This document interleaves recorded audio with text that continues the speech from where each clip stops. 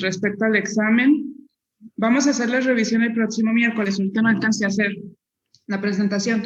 ¿Alguna duda, algo que batallaran en alguna pregunta? Revisé rápido los resultados y pues no hubo así como alguna pregunta en la que se equivocaran la mayor, o sea, que hubiera un número importante de personas que se equivocaran. Realmente fue muy variado. Pero ¿tuvieron alguna duda? ¿Algo que les quedara, que no estuviera muy claro? ¿Sí, Dani? Doctora, a mí nada más fue la de la mamá, no me acuerdo si era A y el bebé era O, bueno, alguno de los dos. Pero mi duda es, entonces, ¿siempre los antígenos de la madre, o sea, van contra los anticuerpos del bebé o podría ser al revés? No, es al revés. Los antígenos de la mamá es la que hace los anticuerpos y se va contra los antígenos del bebé. Entonces, si en ese caso que era A y el bebé era O, el O, el 0 no tiene antígenos y el A tiene anticuerpos contra B, contra 0 no, porque no tiene los antígenos. Entonces, en ese caso, no había incompatibilidad a grupo. Si hubiera sido el caso al revés, en el que la mamá fuera O y el niño A, el O tiene anticuerpos contra A y contra B. Entonces, ahí sí hay incompatibilidad. Ok, muchas gracias. De nada.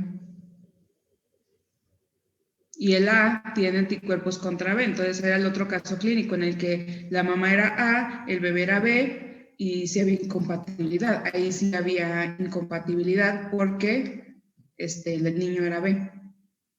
Ok, entonces siempre es anticuerpos de la madre contra antígenos de bebé. Contra antígenos de bebé. Ok, gracias. De nada. Doctora, yo también tengo una duda. Sí. Bueno, dos. Al revisar los temas y estudiar para el examen me surgieron. Sí, en cuanto al CPAP, me quedó una duda en cuanto a la alimentación por vía parenteral. Decía que la sonda orogástrica se mantenía 2 horas cerrada y 1 hora abierta, y tenía la indicación de que la íbamos a utilizar para disminuir como la presión que se generaba dentro del estómago, pero ¿en qué momento o cómo le hacen para darle la alimentación, mantenerla abierta y cerrada y al mismo tiempo que salga el aire? Cuando ya empiezan a comer y que están en CPAP, les das de comer. Por ejemplo, el niño come a las 3 de la tarde, le das de comer y cierras la sonda 2 horas. Entonces, los niños comen cada 3 horas cuando están así hospitalizados. Entonces, le das de comer, cierras la sonda 2 horas y después de que pasen esas 2 horas, abres la sonda, la dejas abierta 1 hora para que el aire que pasó al estómago se logre sacar. Y ya a las 6, o sea, come a las 3, a las 5 abres la sonda, lo dejas abierto de 5 a 6 y a las 6 le das de comer. Entonces vuelves a cerrar la sonda 2 horas y luego la abres para que cuando le toque nuevamente de comer, el estómago ya esté vacío de aire. Porque luego a veces si les dan, hay niños que no hay problema y que no tienes que abrir la sonda para volverle a dar de comer, pero hay niños que tienen mucha aerofagia o los niños muy pequeños en los que el estómago es muy pequeño. Entonces, lo que ocupa el aire más lo que ocupa la comida, luego les causa distensión abdominal y empiezan a regurgitar, empiezan a vomitar. Entonces, lo que se hace es eso, o sea, das de comer, cierras 2 horas para que el alimento se haga su digestión y luego lo abres 1 hora. Ok, muy bien. Y bueno, ya nada más otra duda, pero ahora del tema de cardiopatías congénitas. Bueno, mi lógica solamente, me dice que por ejemplo, en una coartación de la aorta habría más bien una hipertrofia del ventrículo izquierdo, ¿no? Es que estaba marcado que era hipertrofia del ventrículo derecho, pero yo lo razono y yo considero que más bien sería como sería más bien como hipertrofia del ventrículo izquierdo, perdón. Ahorita lo checo. A lo mejor fue error a la hora de hacer la presentación, pero sería más bien de ventrículo izquierdo. Ah, ok. ¿Alguno? ¿Leslie?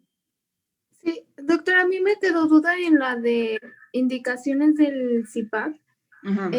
bueno, es que yo le puse obstrucción porque una de las indicaciones era telectasia, entonces, pues no sé, ahí. En este caso clínico de obstrucción, creo que puse obstrucción de la vía aérea, ¿no? Sí. Sí, entonces ahí no era, la respuesta no era obstrucción, porque si tenías una obstrucción de la vía aérea, por ejemplo, un niño que tiene atresia de coanas, pues el CIPAP no te va a ser funcional. Entonces, en el caso de, bueno, ahí en obstrucción sería telectasia, pero la obstrucción es más en vía aérea inferior. Pero si fueran, por ejemplo, o que tuviera secreciones, o digo, atresia de coanas, pues no sería indicado el CIPAP. ¿Sí? Ok, bueno, gracias. Nada, de todas maneras, cuando hagamos la revisión, checamos bien esa pregunta. Ok, gracias.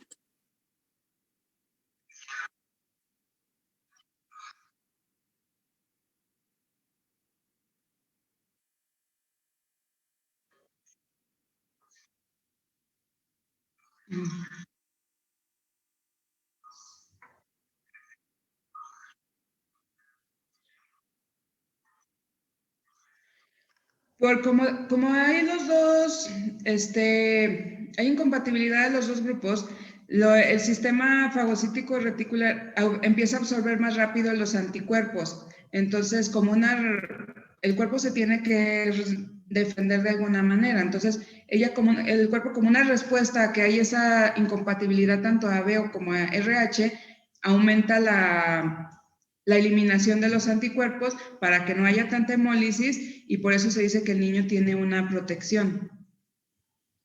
Como que se activa más rápido el sistema el sistema fagocítico reticular. ¿Sí? De nada.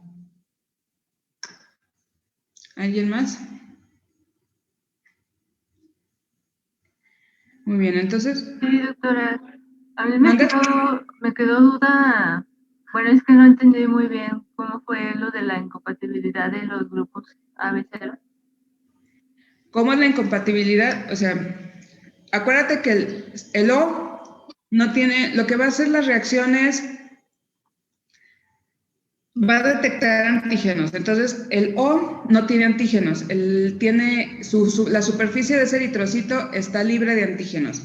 El A va a hacer anticuerpos contra B, porque el B tiene antígenos B. Y no lo va a hacer contra el O porque no tiene antígenos.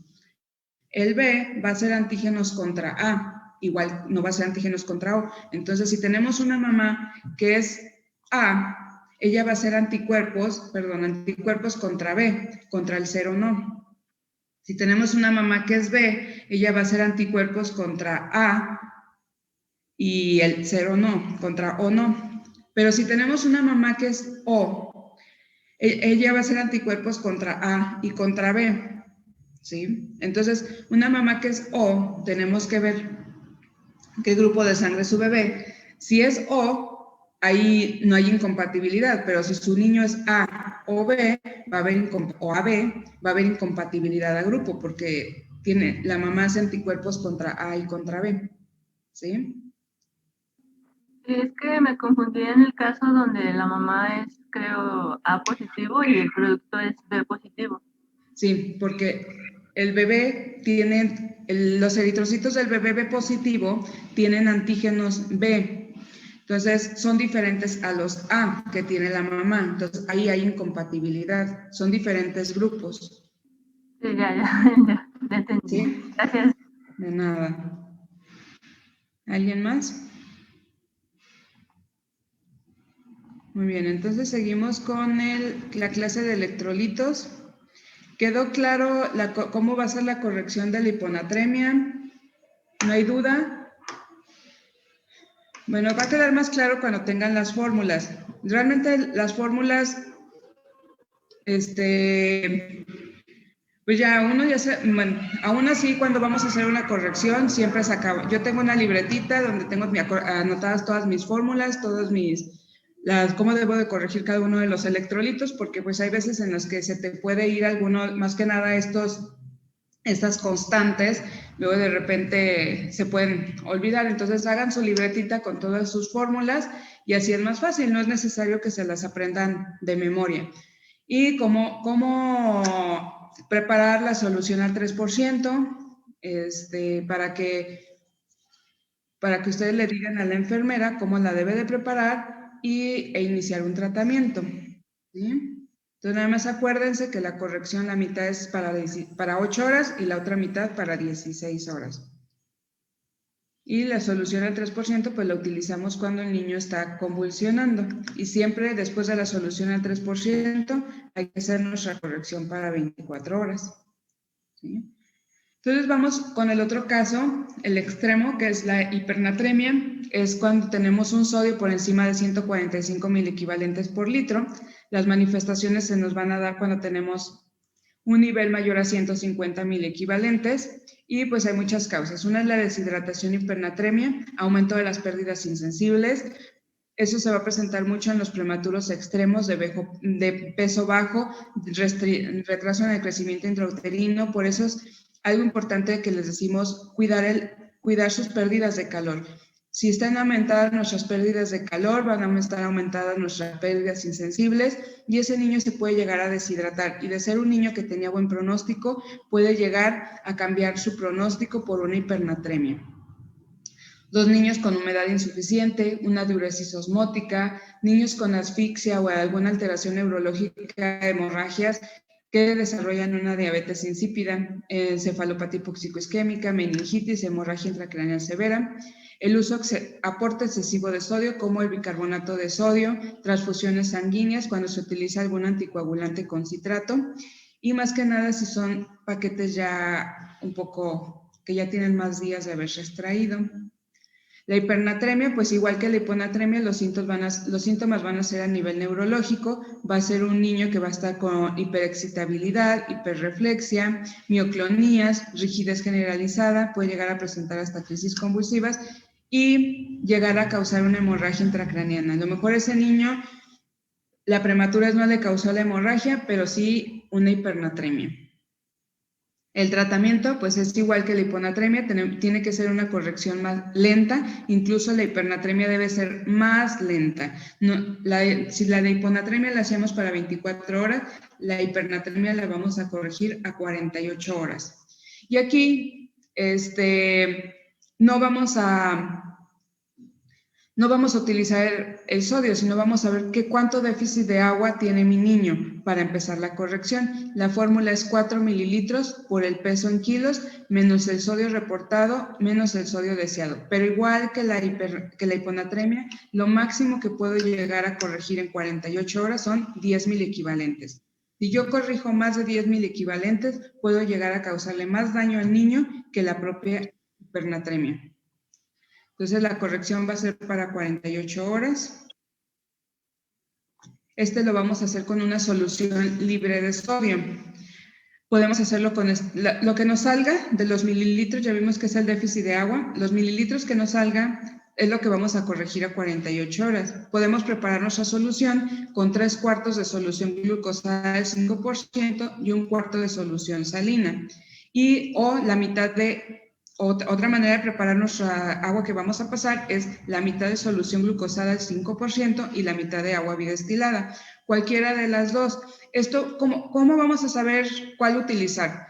Si tengo una hipernatremia severa de 180 a 190, pues voy a utilizar la de abajo, la de agua libre y solución glucosada al 5%.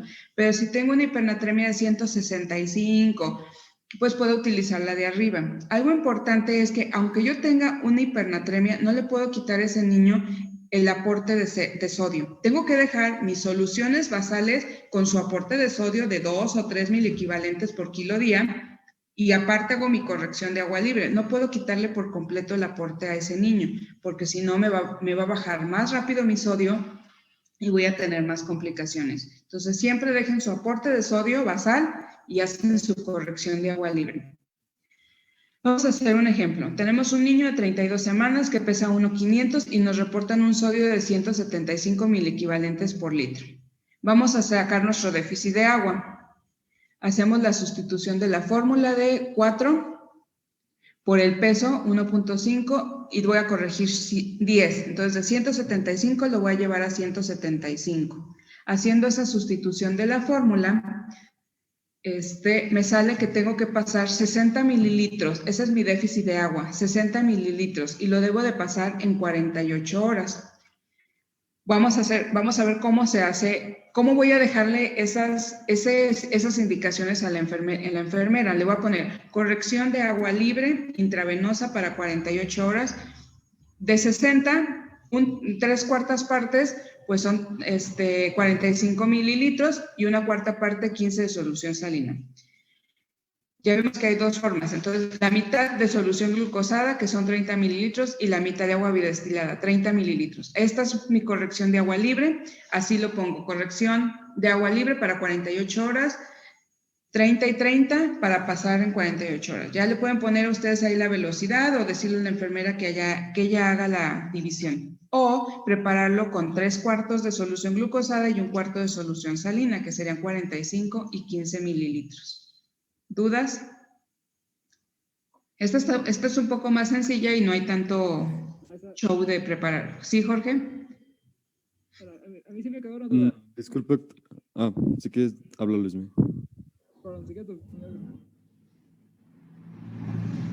Bueno, es que no sé si sea distinto, pero en pediatría habíamos visto que también cuando hacías eso tenías que subir tu aporte diario, o sea, tu aporte normal de sodio al máximo para que no fuera tan rápida la corrección. Ajá. En los neonatos son muy sensibles y acuérdense que generalmente esto lo va a presentar en la parte, generalmente se presenta por una uresis aumentada, acuérdense que está en la fase poliúrica, aparte tenemos las pérdidas insensibles aumentadas, entonces generalmente les dejamos un aporte de 3, o sea, un aporte basal, tampoco lo incrementamos mucho, porque son muy sensibles. ¿Mande? No podemos poner solo... ¿Qué pasa si ponemos solo agua bidestilada en lugar de con solución glucosada? El agua bidestilada es que puede llegar, como no tiene nada de solutos, el agua bidestilada no tiene nada de electrolitos ni nada, y por ejemplo glucosa, puede ser demasiado hiposmolar y meterse demasiado a la célula. Entonces, por eso siempre hay que ponerle otra solución que tenga algunos electrolitos para que no se lleve a cabo esa, ¿cómo se llama? O sea, que la célula absorba demasiada agua o que la célula jale demasiado los solutos del espacio intersticial. Entonces, por eso con ellos siempre utilizamos una solución que no sea pura agua bidestilada. Porque ha habido casos en los que se hacen correcciones con pura agua bidestilada en los neonatos y por esa baja osmolaridad del agua bidestilada nos genera todavía más daño y han generado hemorragias intraventriculares por eso. Entonces, por eso siempre utilizamos con una solución. ¿Quién más iba a preguntar? Yo tenía una duda en cuanto a las indicaciones. Sí. 60 mililitros para 48 horas. Entonces, bueno, nos había dicho, en pediatría hemos visto que dice infundir por hora. Entonces, por ejemplo, si yo divido 60 entre 48, es infundir por hora 1.25, pero como la máquina solamente está enteros, pondría mililitro, ¿no? ¿Sería 1 mililitro por hora? No, sí te dan decimales. Sí te dan decimales la mayoría de las bombas de infusión. Entonces le puedes poner ahí 1.2. Sí, ya la mayoría de las bombas dan decimales. Y hay incluso perfusores que te pueden dar el 1.25. Dependiendo... Sí, creo que estamos un poco confundidos porque en pediatría la doctora nos dijo que no se pueden poner decimales, entonces nos hacía convertir todo a múltiplos de 32 y así y todos. En neonatos manejamos dosis muy pequeñas, entonces las bombas de infusión que nosotros tenemos sí nos dan decimales. Incluso les digo, hay perfusores en los que les dan hasta 2 decimales, en los que ustedes pueden poner el 1.25 y ese perfusor sí se los da. Y las bombas de infusión que utilizamos en la mayoría de las USIN les pueden dar 1.2 mililitros. ¿sí? Si no tienen el perfusor que les da 1.25, pues pueden utilizar la bomba a 1.2. Porque si hacemos así, es que con los pediátricos, a lo mejor ese punto 2, ese punto 4, si lo convierten a 48 horas, pues no va a haber mucha variación en el volumen que se le va a pasar al niño. Pero en el caso de ustedes en el neonato, ese punto 2, ya a lo mejor ustedes hacen la corrección y hacen la cantidad de mililitros que le están pasando y les pasó un 20% menos de lo que debería de pasar. Entonces, con neonatos sí somos un poquito más minuciosos en que se pase el 1.2 que le corresponde. Y sí, las bombas de infusión sí lo dan. ¿Sí? ¿Quién más? Yo. Sí, Erika. ¿Podría repetir de nuevo las correcciones que se usaba a partir de qué concentrado? Digo, ¿de qué niveles de...? Ya no sé cómo formular. Ya. O sea, por ejemplo, ¿cuál vas a utilizar para qué? O sea, por ejemplo, la primera, la que tiene solución salina, pues la vas a utilizar para una hiponatremia de 165 o 160, que no es tan severa. Pero la que ya tiene agua bidestilada la vas a utilizar para hipernatremias por encima de 165, de 170. ¿Sí? Muchas gracias. Nada.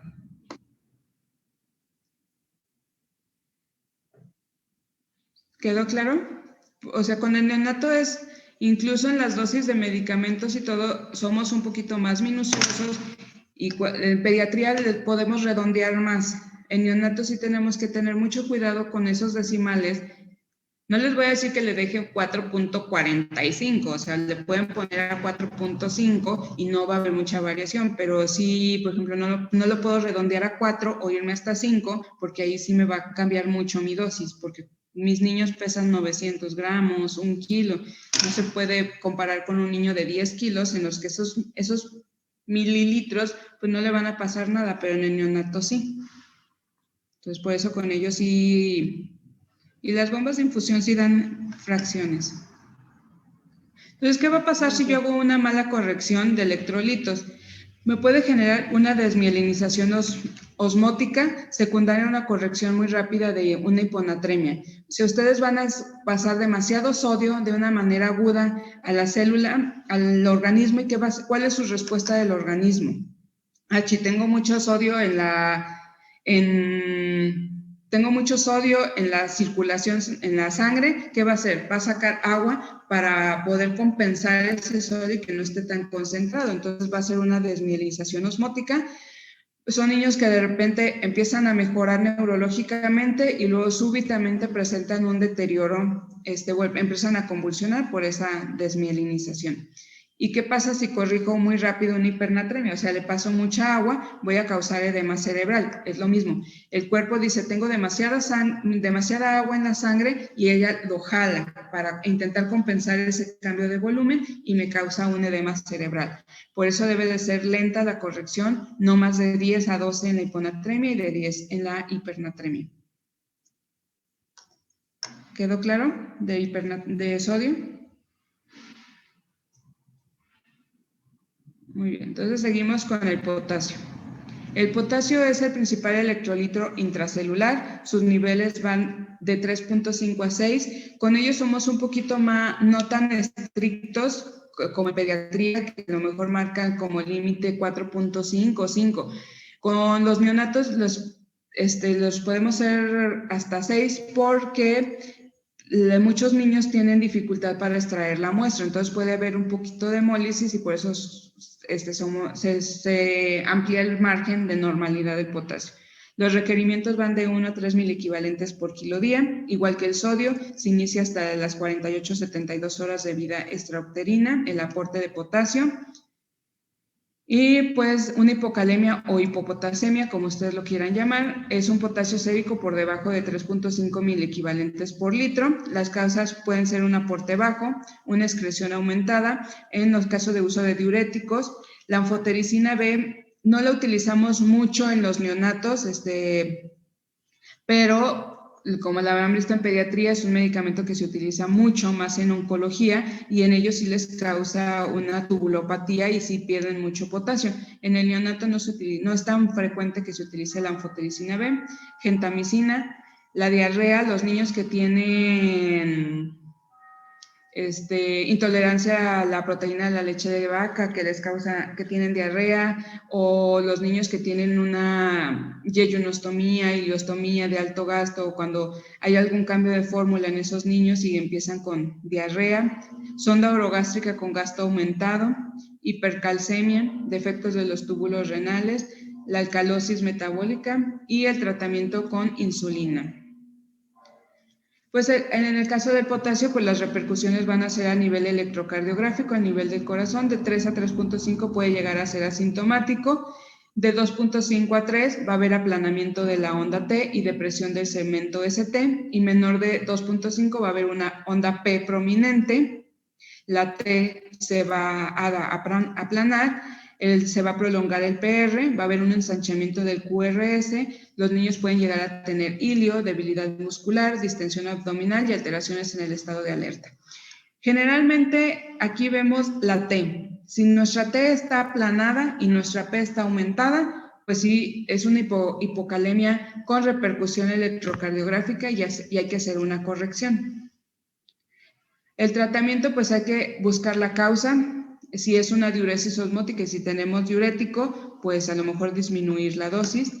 Si no es una hipocalemia en el caso de la hipocalemia, es raro que nosotros pasemos bolos, correcciones en agudo, casi siempre lo intentamos manejar únicamente con incrementar el aporte en las soluciones. Se puede incrementar 2 miliequivalentes por kilo día de lo que ya teníamos el aporte basal. Hay que volver a tomar un control de electrolitos a las 12, 8 horas de vida para ver cómo se está comportando. Si es un niño que ya lo tenemos, solamente está comiendo, ya no lo tenemos con soluciones parenterales, pues también podemos hacer el aporte por la leche. Igual que la hiponatremia, podemos poner el KCL, hacemos el cálculo de cuántos miliequivalentes tenemos que corregir, lo ponemos en tomas alternas, una toma sí, una toma no. Entonces, los miliequivalentes los dividimos entre 4 y se los agregamos a la leche. Si son hiponatremias leves y no tienen repercusión en el electrocardiograma, podemos hacer esto para ya no canalizar al niño. En el caso de sondas con pérdidas aumentadas o diarreas, pues hay que hacer la reposición de lo que se está perdiendo por la sonda. Y en este caso sería la corrección en 24 horas, el incremento de los aportes. Pero cuando ya tenemos un cambio en el electrocardiograma, que ya vemos una onda T aplanada, una onda P prominente, pues se puede hacer la corrección en agudo con 0.5 a 1 miliequivalente por kilo. Siempre hay que pasarlo viendo con el monitor que tenga un trazo del electrocardiograma para ver cómo se van generando los cambios en el electro. Tiene que ser muy lento, generalmente lo pasamos a 1 hora. No es tan rápido como en el pediátrico que lo llegan a pasar hasta para media hora. Nosotros lo pasamos para 1 hora porque son un poco más sensibles al potasio en los neonatos. Entonces ya sabemos que el KCl, el cloruro de sodio, la presentación es 20 miliequivalentes por 10 mililitros. Y vamos a hacer un ejercicio que tenemos un niño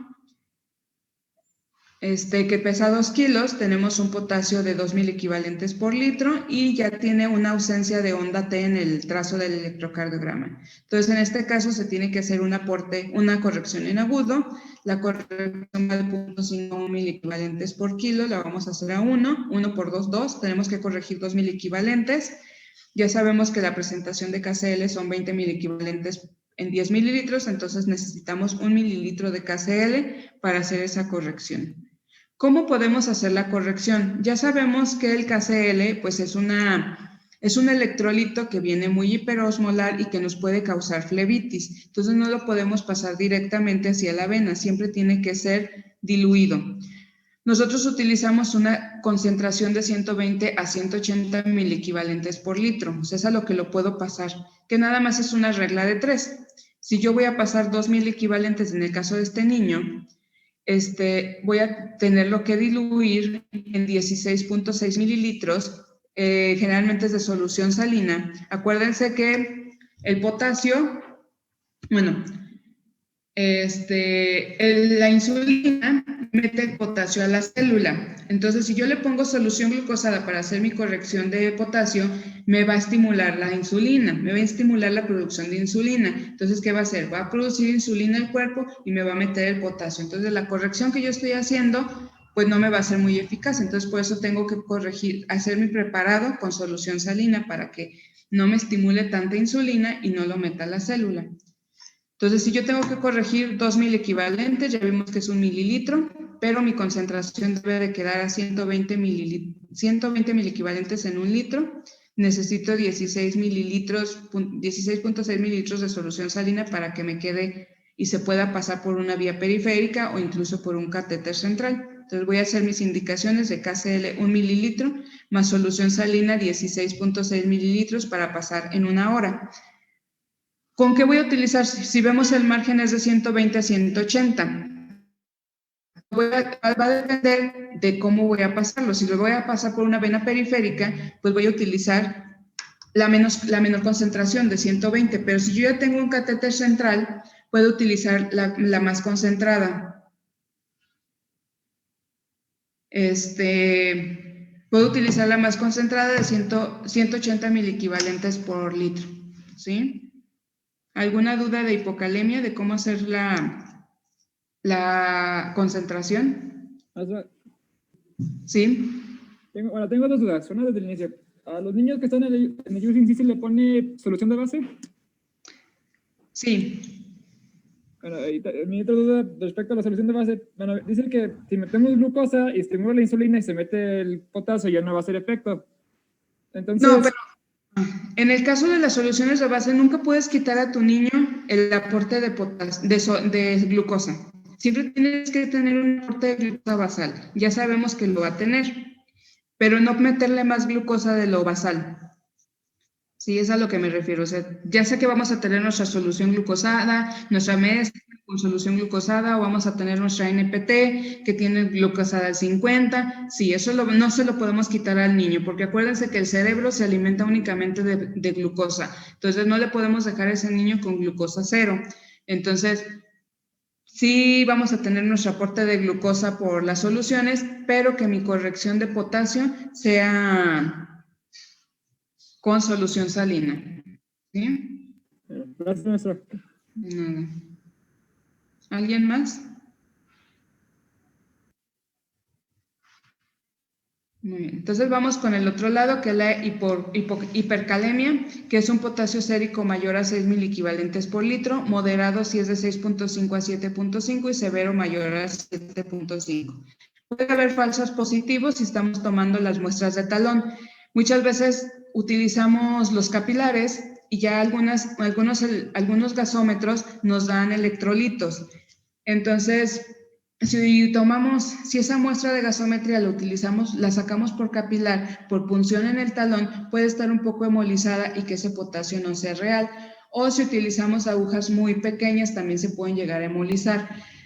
Luego, los niños menores de 1 kilo, a veces las venas son muy pequeñas y si no tenemos un catéter que nos dé para obtener muestras, luego llegamos a utilizar las agujas las agujas naranjas, las de insulina, para tomar muestras, pero es tan pequeña la luz que se llegan a hemolizar los eritrocitos y pueden ser falsos positivos. Entonces, generalmente utilicen una aguja verde o una aguja amarilla para la toma de muestras cuando quieran potasio. O de preferencia, a ver si se pudiera, que todos los niños menores de 1 kilo pues tuvieran su catéter arterial para de ahí tomar las muestras.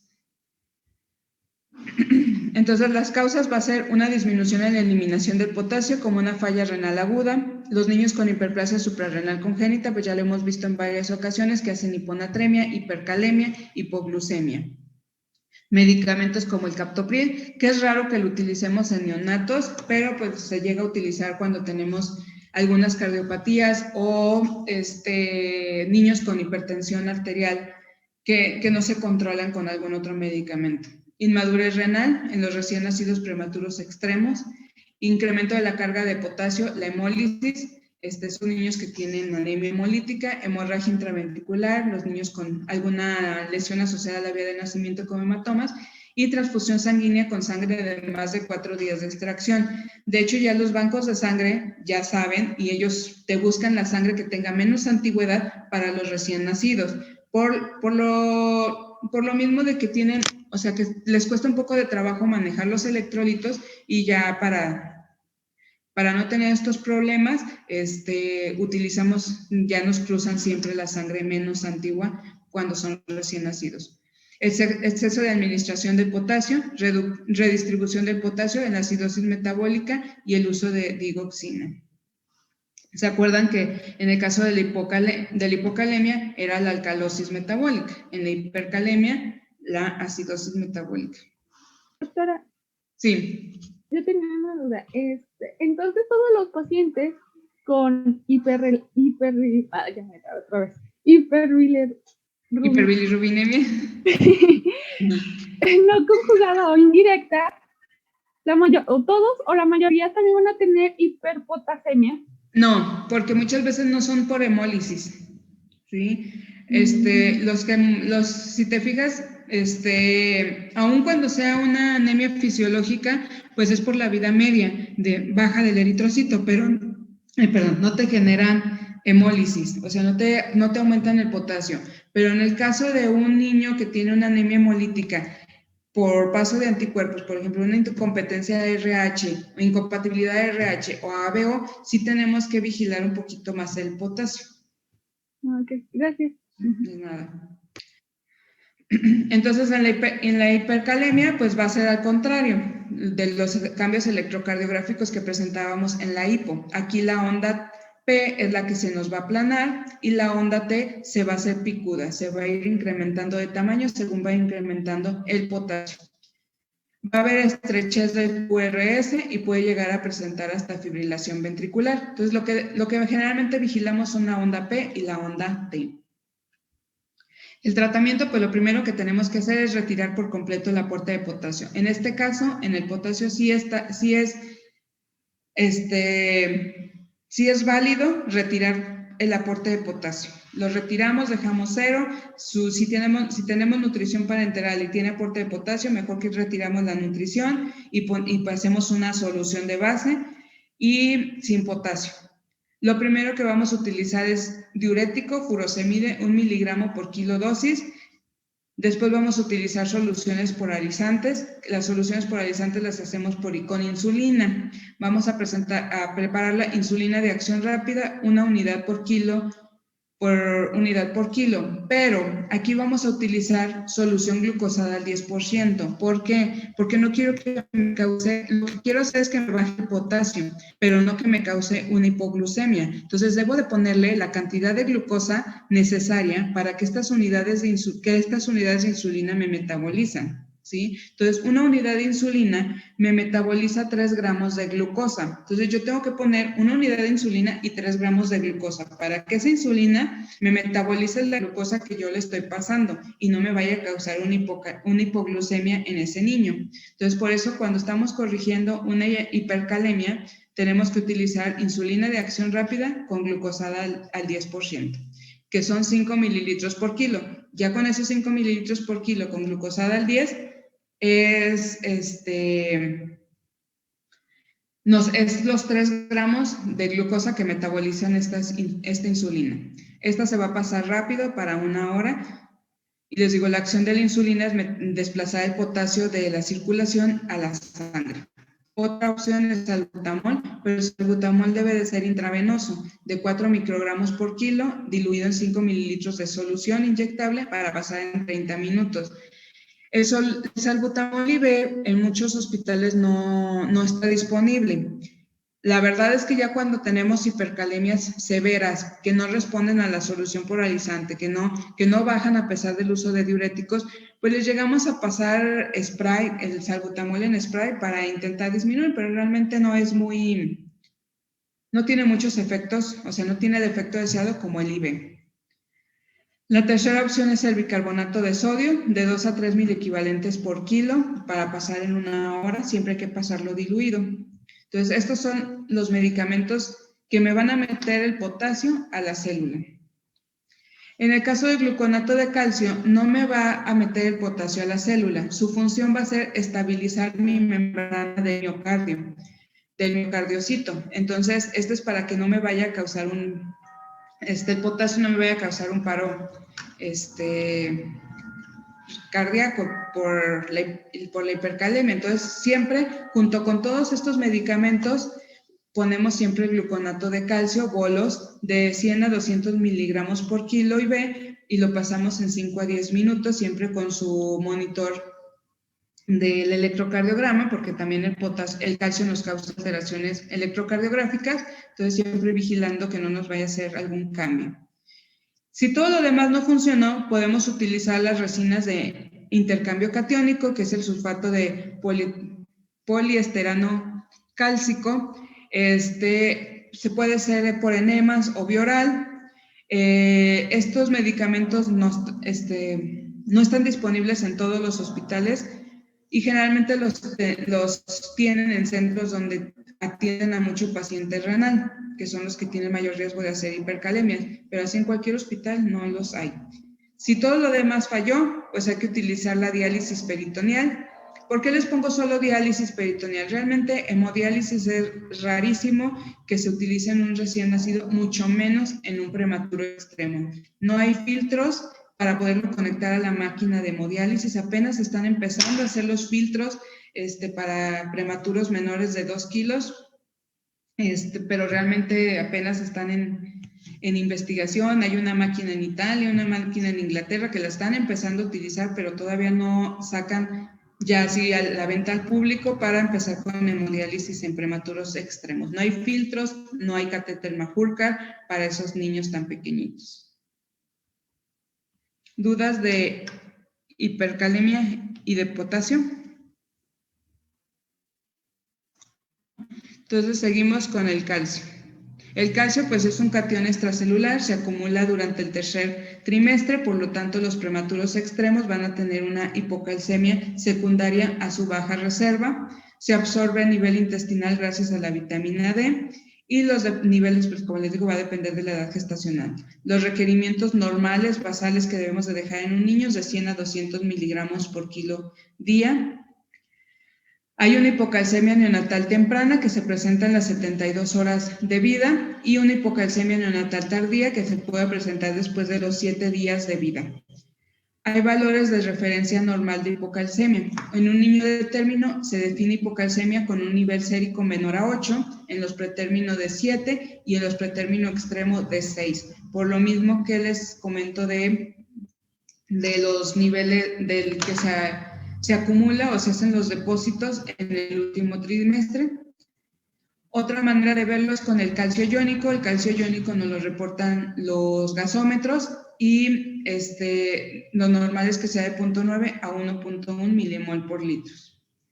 Aquí tenemos un ejemplo de una gasometría en el que nos reportan, les digo, ya nos reportan todos los electrolitos, pero el calcio nos lo reportan en iónico y pues está normal.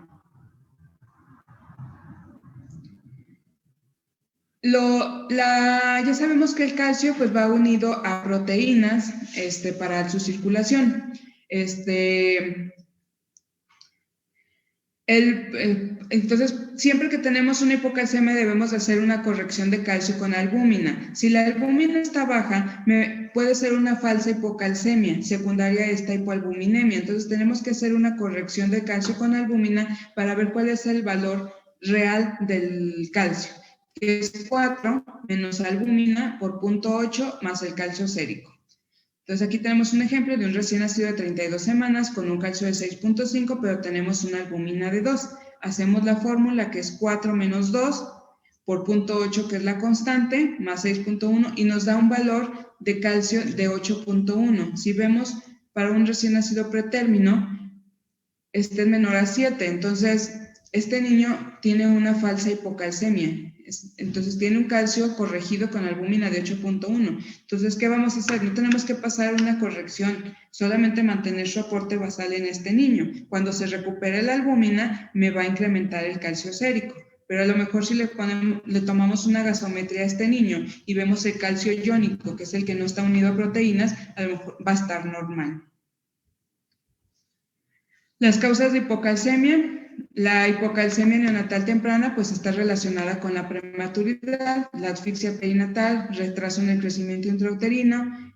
El magnesio y el fósforo, magnesio, fósforo y calcio siempre van unidos. Si baja el calcio, baja magnesio y sube fósforo. Sube calcio, sube magnesio, baja fósforo. ¿Sí? Entonces, hipomagnesemia, la hiperbilirrubinemia y sepsis neonatal. Y también relacionado con algunas enfermedades maternas, la diabetes materna, hiperparatiroidismo materno, toxemias y anticonvulsivantes maternos. La hipocalcemia neonatal tardía pues está relacionada con una hiperfosfatemia, hipomagnesemia, hipoparatiroidismo, mala absorción a nivel intestinal del calcio, déficit de vitamina D. Acuérdense que los niños hospitalizados pues no se van a exponer al sol, entonces no van a adquirir la vitamina D por la piel, y es importante dar suplementos de vitamina D. Uso de diuréticos como furosemide, también la esclerosis metabólica, la transfusión de sangre con citratos, con el que el anticoagulante tenga citratos, y el uso de fototerapia puede llegarme a causar hipocalcemia. El cuadro clínico pues va a ser una hipocalcemia neonatal temprana, casi siempre es asintomático, los niños no manifiestan ningún síntoma, pueden llegar a tener ligero clonus, pero nada más, no van a tener otro síntoma. Cuando es tardía ya puede presentar síntomas, cianosis, letargia, rechazo al alimento, mioclonías, vómito, apneas, taquipnea, laringoespasmo, pueden llegar a tener fasciculaciones, temblor grueso, irritabilidad, crisis convulsivas, arritmia y muerte súbita. A lo mejor vieron en pediatría el signo de Chopsteck y Rousseau, que con ello en los neonatos no es tan claro y no se observan como en los niños pediátricos. ¿Sí? El tratamiento, pues, si es una hipocalcemia sintomática o no grave, puede ser incrementar nada más los aportes de calcio de 100 a 200 miligramos por kilo día, o si ese niño ya estaba únicamente con vía oral y ya no tiene soluciones, pues igual, le podemos hacer la corrección por la leche, ponerle gluconato de calcio en tomas alternas de fórmula o de la leche materna para incrementar el aporte. Pero si tenemos una hipocalcemia aguda grave, pues el tratamiento va a ser intravenoso, se tiene que pasar un bolo de gluconato de calcio a 200 miligramos por kilo dosis. El gluconato de calcio, la presentación es de 100 miligramos por litro. Igual que todos los electrolitos, viene muy concentrado y nos puede causar una flebitis. El calcio es uno de los electrolitos que más quemaduras en la piel produce, por eso siempre debe de ir diluido. Siempre hay que diluirlo con glucosada del 5% con una concentración máxima de 50 miligramos por mililitro. Ahorita vamos a ver un ejercicio para que vean cómo queda la concentración. Y se puede agregar vitamina D de 0.25 a 0.5 microgramos por kilo día. Entonces tenemos un paciente de 2 kilos que tiene un calcio sérico de 5.4, pero tenemos una albúmina de 1.8. Primero lo que tenemos que, como tenemos una hipoalbuminemia, tenemos que hacer nuestra fórmula de corrección de la albúmina para ver cómo está nuestro calcio real. Entonces hacemos nuestra fórmula, la sustituimos, 4 por menos 1.8 por 0.8 más 5.4. Nuestro paciente tiene un calcio sérico, un calcio corregido con albúmina de 7.1. Nos está hablando de un niño de término, por lo tanto debe de ser mayor a 8 su calcio. Entonces si tiene una hipocalcemia, tenemos que hacer una corrección. Entonces ya vimos que la dosis es de 200 miligramos por kilo día, 200 por 2, tengo que pasar 400 miligramos de gluconato de calcio. Entonces ya vimos que la concentración máxima debe de ser 50 miligramos por mililitro, nada más hacemos una regla de 3 y tenemos que diluir estos 400 miligramos de gluconato de calcio en 8 mililitros. Nada más hacemos la sustitución para ver cuántos mililitros de gluconato de calcio le tenemos que pasar.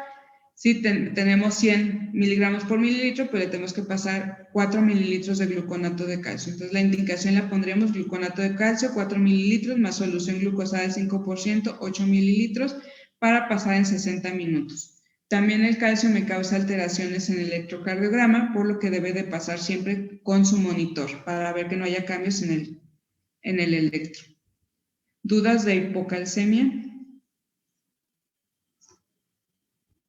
Muy bien. Entonces la hipercalcemia pues se define como un calcio sérico mayor a 11 miligramos por decilitro, un calcio iónico mayor a 1.35 y la sintomatología se va a presentar cuando tenemos calcios mayores a 13 miligramos por decilitro y un iónico de 3.2. Las causas pueden ser por hipervitaminosis A y D. Cuando los niños alcanzan un volumen bioral ya más del 50% de su capacidad, les empezamos un aporte de vitaminas y les aportamos vitaminas A, C, D, vitamina E. Entonces, hay diferentes presentaciones de vitaminas A, C, D, entonces a veces puede haber errores en la indicación de las vitaminas o que la presentación sea diferente y causar esta hipervitaminosis.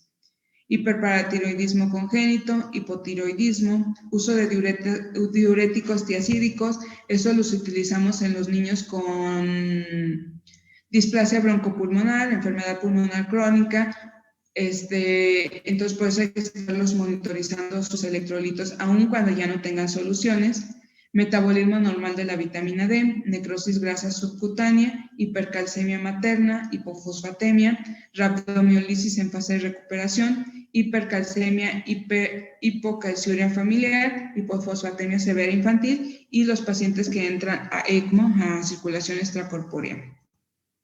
El cuadro clínico pues puede ser muy inespecífico, niños que nada más dejen de subir de peso, intolerancia a los alimentos, vómito, constipación, bradicardia, letargia, deshidratación, hipotonía, crisis convulsivas e hipertensión arterial.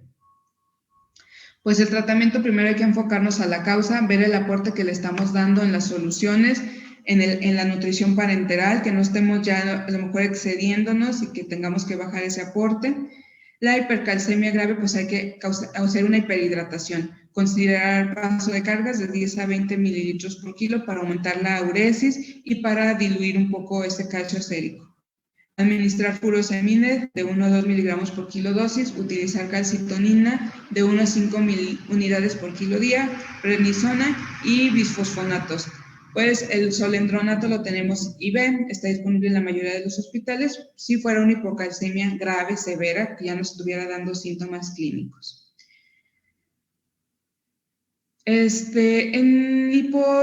Me faltó comentarles algo en hipernatremia. En hipernatremia, el déficit de agua va a ser extra. Este déficit de agua que yo calcule va a ser extra, va a ser un líquido que yo no voy a contar para mi bebé. O sea, si yo tengo un aporte de líquidos, como vimos en la clase anterior, pues puede ser hasta máximo 150, 180 si es un pretérmino. Entonces, este líquido no lo voy a considerar en ese aporte de líquidos, es extra, porque es un agua que le falta a mi niño. Entonces, siempre va a ser extra, no lo cuantifiquen en su control ni en su balance de líquidos. Entonces seguimos con magnesio, como ya les dije, magnesio pues va de la mano de calcio, si calcio baja, magnesio baja. Y la sintomatología es muy similar al magnesio. Es el segundo catión intracelular más abundante, también funciona como cofactor en algunas reacciones enzimáticas y tiene algunas funciones adicionales como un vasodilatador periférico, se utiliza por ejemplo, en las mamás con preeclampsia o eclampsia como neuroprotector, inhibe la función plaquetaria, depresión del sistema nervioso central, broncodilatador y antiepiléptico. Se utilizaba anteriormente mucho en los niños o en los pacientes que tenían hipertensión arterial pulmonar, porque es un excelente vasodilatador pulmonar, y ahorita lo utilizan menos. La hipocalcemia es un nivel C, hipomagnesemia es un nivel sérico menor a 1.6, o si tenemos la posibilidad de tenerlo iónico, es menor a 0.66. Los datos clínicos van a presentarse si tenemos un magnesio menor a 1.2 miligramos por decilitro. Las causas van a ser hipoparatiroidismo neonatal, hiperparatiroidismo materno, ingesta reducida de magnesio, síndrome de intestino corto que no se absorba adecuadamente, fístulas enterocutáneas, patología hepatobiliar, enteropatías, reabsorción del túbulo renal disminuidas, acidosis tubular renal, diuréticos, anfotericina, diabetes materna, ingesta excesiva de fósforo en los niños con asfixia, exsanguíneo transfusiones, restricción en el crecimiento intrauterino. El cuadro clínico pues generalmente es asintomático y los síntomas van a ser muy similares a hipocalcemia porque ya vimos que van de la mano. Entonces puede haber temblores, irritabilidad, hiperreflexia, fasciculaciones, tetania, crisis convulsivas, coma, arritmias, taquicardia ventricular y fibrilación ventricular. Pues el tratamiento va a ser con sulfato de magnesio de 25 a 50 miligramos por litro, es intravenoso, por kilo, perdón, es administración intravenosa. Si tenemos una hipomagnesemia leve, igual y nuestro niño está ya bioral, ya no tiene aporte de soluciones, pues se puede dar el aporte por la leche. Hay que diluirlo igual que el gluconato de calcio en solución glucosada en una concentración de 100 miligramos por mililitro, puede ir un poco más concentrada.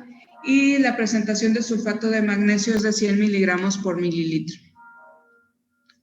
La hipermagnesemia pues es un magnesio sérico mayor a 2.8, iónico mayor a 1.15.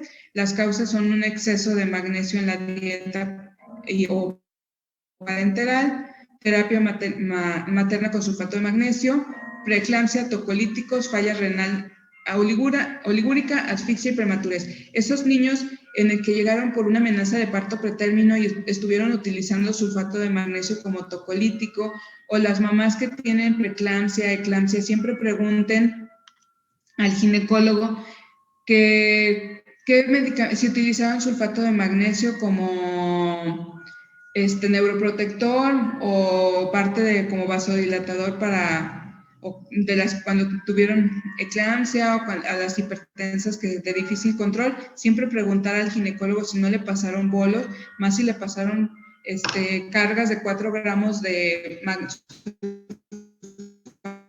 magnesio, para ese niño tener cuidado y no ponerle aporte de magnesio, porque el magnesio pasa la barrera placentaria y probablemente ese niño nazca con una hipermagnesemia. Entonces, el cuadro clínico, el tono muscular va a estar disminuido, puede presentar un síndrome de tapón de meconio, retraso en la expulsión del meconio, rubicundez, retención urinaria, hipotensión, depresión respiratoria, hiporreflexia, coma, una prolongación de intervalo QT y un bloqueo AB. El tratamiento, pues igual que la hipercalcemia, hay que hidratar a ese paciente, utilizar diurético, poner gluconato de calcio de 100 a 200 miligramos por kilo dosis cada 6 a 8 horas, y si fuera una hipermagnesemia severa que no revierte con ninguno de estos tratamientos, pues utilizar una diálisis peritoneal. Por último, seguimos con fósforo. El fósforo, el 80% se encuentra en los huesos y en los dientes. Está estrechamente ligado con los niveles de calcio, va a depender de la absorción intestinal y de la excreción renal del fósforo y está regulado por las hormonas paratiroidea, la vitamina D y la calcitonina. Los niveles séricos normales es de 2.5 a 7.1 miligramos por decilitro. Hay que estar monitorizando el fósforo en los neonatos, principalmente los que tienen nutrición parenteral. La hiposfosfatemia se presenta con un fósforo sérico menor a 2.5 miligramos por decilitro, leve si es de 2.1 a 2.5, moderada si es de 1 a 2 y ya grave si tenemos un fósforo menor a 1. Las causas pueden ser aumento en la secreción de insulina, alcalosis, administración de esteroides, bajo aporte de fósforo, mala absorción intestinal, un hiperparatiroidismo y deficiencia de vitamina D. El cuadro clínico puede ser si tenemos niveles de fósforo bajos de leve a moderado, puede ser asintomático, inespecífico, debilidad muscular como convulsiones. Van a ser secundarias a la hipercalcemia. El tratamiento, pues hay que normalizar los niveles de fósforo, hay que utilizar fosfato de potasio, hay que tener mucho cuidado. El fosfato de potasio se cristaliza muy fácil, entonces hay que ver con qué soluciones o con qué otros electrolitos los vamos a administrar, porque el fosfato de potasio se cristaliza con el gluconato de calcio, entonces no podemos administrar gluconato de calcio y fosfato de potasio en la misma vía, entonces hay que tener eso presente. La presentación de fosfato de potasio pues me da 4.4 miliequivalentes por mililitro de fósforo. En una hipofosfatemia aguda puedo incrementar el aporte de fósforo de 0.4 a 0.6 miligramos por kilo hora. Siempre hay que tener en cuenta que pues, el fósforo va unido a potasio, entonces también ver cuánto potasio le estamos dando y ver nuestros niveles séricos de potasio. Para no incrementar mucho su aporte de potasio, a lo mejor poner todo nuestro aporte de potasio en fosfato de potasio y quitar el KCl. Y si tenemos una hipofosfatemia crónica de 0.8 a 1.2 miligramos por kilo día. Realmente las hipofosfatemias son raras y si se presentan son leves, nada más hacemos ese cambio de lugar de KCl, fosfato de potasio y se corrigen rápidamente. La hipofosfatemia pues es mayor a 7.1 miligramos por decilitro en el neonato. Puede ser causada por una insuficiencia renal, hipoparatiroidismo, administración aumentada de fósforo o cuando utilizamos algunos enemas, ingesta de vitamina D, lisis tumoral, que pues no se presenta en los niños, en el caso de hemólisis, acidosis e hipotermia. La lisis tumoral, pues solamente que tuviéramos una leucemia congénita, que sí se han presentado casos, pero pues ese es rarísimo, ¿no? Y los enemas, hay enemas de fosfato. Tampoco es muy frecuente que se utilicen en neonatos, casi siempre utilizamos pura solución salina cuando hacemos enemas. El cuadro clínico pues va a ser secundario a la hipocalcemia, puede haber calcificaciones ectópicas en tejidos blandos y falla renal aguda. Hay que normalizar los niveles de calcio, una hiperhidratación, utilizar diuréticos, disminuir el aporte de fósforo. Si a pesar de esto no mejoran los niveles de fósforo, pues hay que pasar a la diálisis peritoneal y se puede llegar a utilizar carbonato de calcio o gluconato de calcio para normalizar los niveles de calcio. ¿Alguna pregunta de electrolitos? Maestra. Sí. Ahorita que estábamos en magnesio, me quedó una duda. En clases, bueno, del taller de prescripción, vimos que la hipomagnesemia podría ser la causa del torcido de puntas. Y a veces lo que hacían es administrar magnesio para evitarlo. No sé si, no entendí muy bien eso en la clase, no sé cómo está eso. Alteraciones en el electrocardiograma, la torsade de Point, que son alteraciones en el electrocito, ¿a lo que te refieres? Pero por la hipomagnesemia, que supuestamente el tratamiento era dar magnesio, ahí me quedó duda. Sí, cuando tienes ya cambios electrocardiográficos y que aparece en el electro la torsade de Point, tienes que pasar gluconato de sulfato de magnesio en agudo porque una torsade de Point te puede llevar a una arritmia y que tu paciente caiga en paro. Entonces tienes que pasar hacer una corrección en aguda de sulfato de magnesio. Gracias. De nada. ¿Alguna otra duda? Entonces, en el caso de los neonatos, los cuidados que tenemos que ver pues, son por los pesos, ¿sí? Por pesos tan pequeños que nosotros manejamos, como les explicaba, pues hay que tener cuidado de que sí se esté dando el aporte suficiente de los electrolitos que queremos corregir.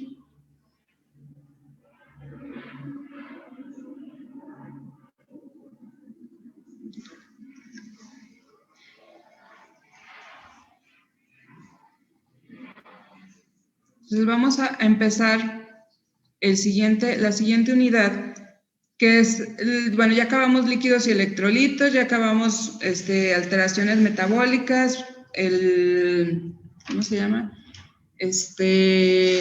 Ictericia, de esos temas quedó todo claro. Ya pasaríamos a otro apartado que es de neurológico.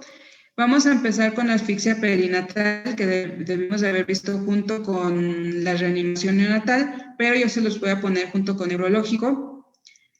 Asfixia perinatal es uno de los temas, pues, que quisiéramos que no pasara, ¿no? Porque la mayoría de los niños que tienen una asfixia perinatal, pues, van a ser niños con un retraso en el neurodesarrollo, van a ser niños que probablemente van a estar en el CRIT, van a ser niños teletón, entonces... pues lo que más queremos es evitarlo y los que llegan a tenerlo, pues que queden con las menos secuelas posibles. Se han intentado muchos tratamientos para evitar las secuelas neurológicas de asfixia perinatal. La asfixia perinatal es un incidente grave en el neonato, secundario a una hipoxia o una isquemia, generalmente ocasionando cambios bioquímicos y funcionales en cualquier sistema. Pero los que nos va a dar mayor problema, pues es a nivel del sistema nervioso central. La encefalopatía hipóxico-isquémica, pues es la manifestación más grave de una asfixia perinatal. Es un síndrome neurológico secundario por la falla en el suministro de oxígeno y por la mala perfusión cerebral. Para hacer el diagnóstico de asfixia perinatal, pues la Academia Americana de Pediatría y el Colegio Americano de Obstetricia y Ginecología pues hicieron unos criterios diagnósticos. Uno es la acidosis metabólica. Hay que tomar una gasometría de cordón. Si no es posible por la urgencia, por el estado de gravedad del niño, no es posible tomar una gasometría de cordón, pues hay que tomar una gasometría de sangre periférica, pero dentro de los 30 a los 60 minutos de vida, de los primeros 30 a 60 minutos de vida, para ver estos cambios, la acidosis metabólica.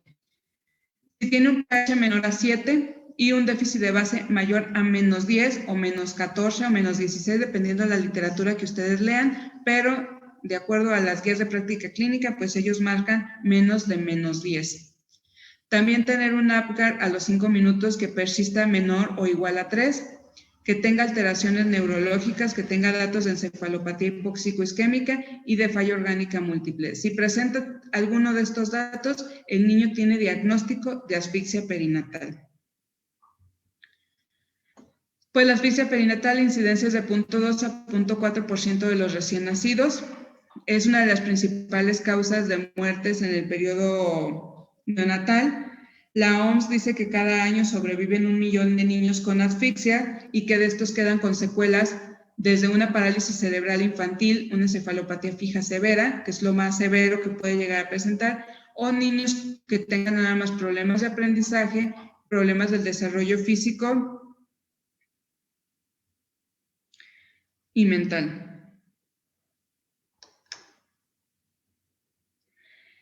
La encefalopatía hipóxico-isquémica es de 1 a 2 de cada 1000 recién nacidos vivos de término. La incidencia global es de 1 por cada 1000 recién nacidos vivos. Y una encefalopatía hipóxico-isquémica moderada a severa se presenta únicamente de 0.49 por cada 1000 recién nacidos vivos. Cuando tenemos una encefalopatía leve, pues es un riesgo bajo de mortalidad y entre menos riesgo de tener secuelas neurológicas. Cuando es moderada, el riesgo de mortalidad se incrementa del 3 al 10%. 30 a 40% de estos niños van a tener alguna discapacidad y los niños que tienen una encefalopatía severa, pues el riesgo de mortalidad es del 50 a 75% y casi que el 100% van a tener alguna secuela neurológica. ¿En qué momento puede ocurrir esta asfixia? El 5% puede ser antes del inicio del trabajo de parto, por alguna alteración en la placenta. Hay niños que tienen desprendimiento de placenta o que tienen nudos verdaderos, circular a cordón a cuello apretados, alguna malformación en la placenta que ocasione esta asfixia en el niño. El 85% van a ser durante el trabajo de parto y el 10% durante el periodo neonatal. ¿Cuáles son los factores de riesgo? A nivel materno, pues que tenga una hemorragia en el tercer trimestre, va a disminuir la perfusión en el neonato, infecciones, hipertensión inducida por el embarazo. Acuérdense que también va a haber una vasoconstricción por la hipertensión a nivel placentario y puede llegar a sufrir una hipoperfusión ese feto, hipertensión crónica. Más si ya tiene alguna vasculopatía esa mamá, puede la placenta no ser suficiente y generar también una asfixia o ser una placenta insuficiente con el avance del embarazo, presentar insuficiencia placentaria y causar una asfixia perinatal. Anemia, coagulopatías, intoxicación, que la madre durante el embarazo consuma alguna droga. A nivel obstétrico, pues que tenga líquido amniótico meconial, incompatibilidad cefalopélvica, uso de medicamentos como oxitocina si se causa una hipersistolia o policistolia uterina.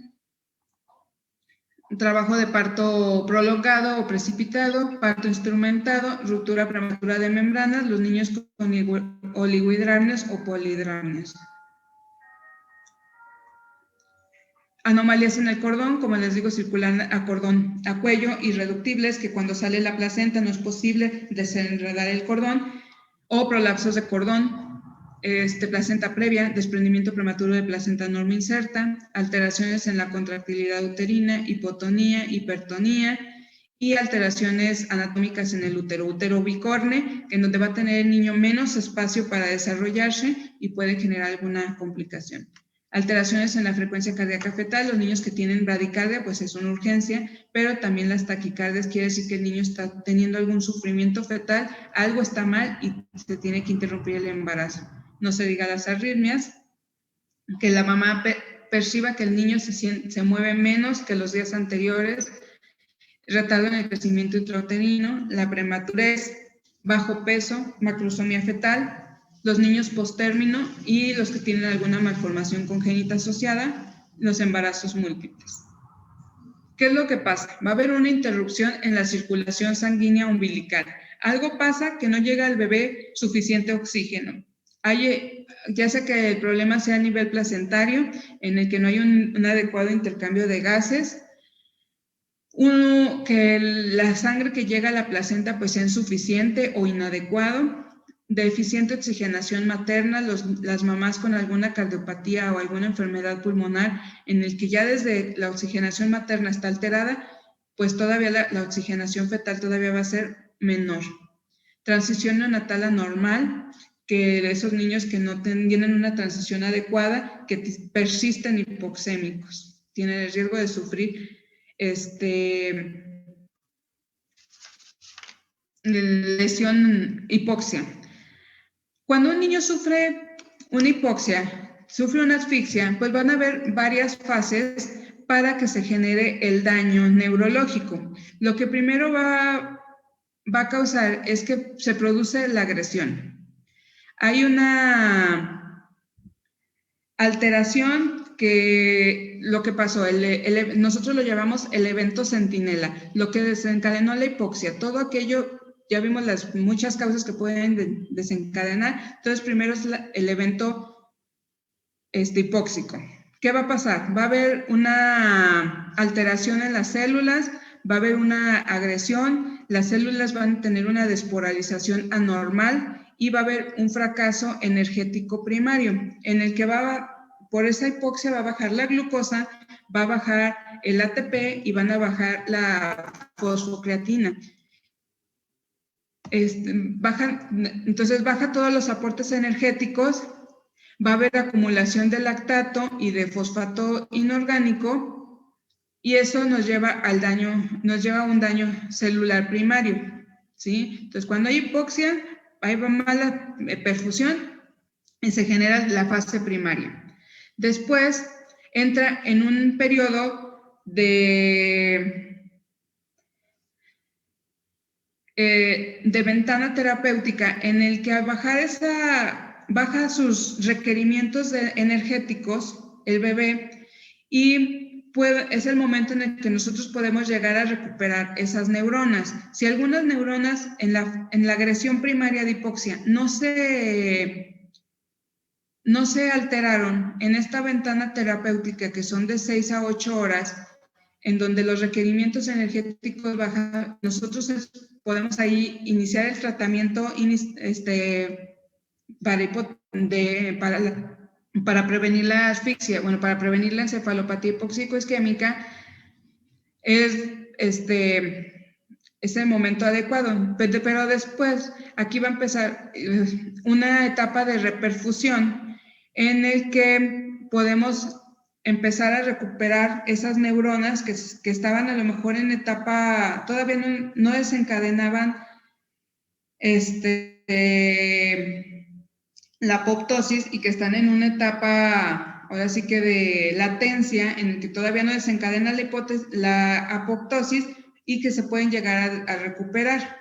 Pero ¿qué pasa cuando esa etapa de reperfusión termina? Termina nuestra etapa terapéutica, esa reperfusión ya no es suficiente y empieza una nueva etapa en la que hay nuevamente falla energética secundaria, en la que vuelve a bajar la glucosa, vuelve a bajar el ATP, va a haber deterioro ya mitocondrial, va a haber un daño oxidativo, va a haber liberación de radicales libres, se va a desencadenar ahora sí una cascada de muerte neuronal. Entonces aquí ya el daño va a ser irreversible. Entonces, por lo tanto, nosotros tenemos que actuar en este momento, en la ventana terapéutica, donde está bajo los requerimientos de oxígeno, bajo los requerimientos de aporte energético, y podemos llegar a recuperar esas neuronas que todavía no entran en apoptosis. Entonces, en todo proceso de asfixia tenemos estas tres fases. La fase primaria, que es el daño inicial, donde se depleta todos nuestros aportes. Después viene una reperfusión en la que el cuerpo puede llegar a mejorar, puede llegar a recuperarse, puede haber una ventana terapéutica para que no haya tanto daño, y ya una fase irreversible. Entonces, ¿cómo vamos a hacer el diagnóstico de asfixia?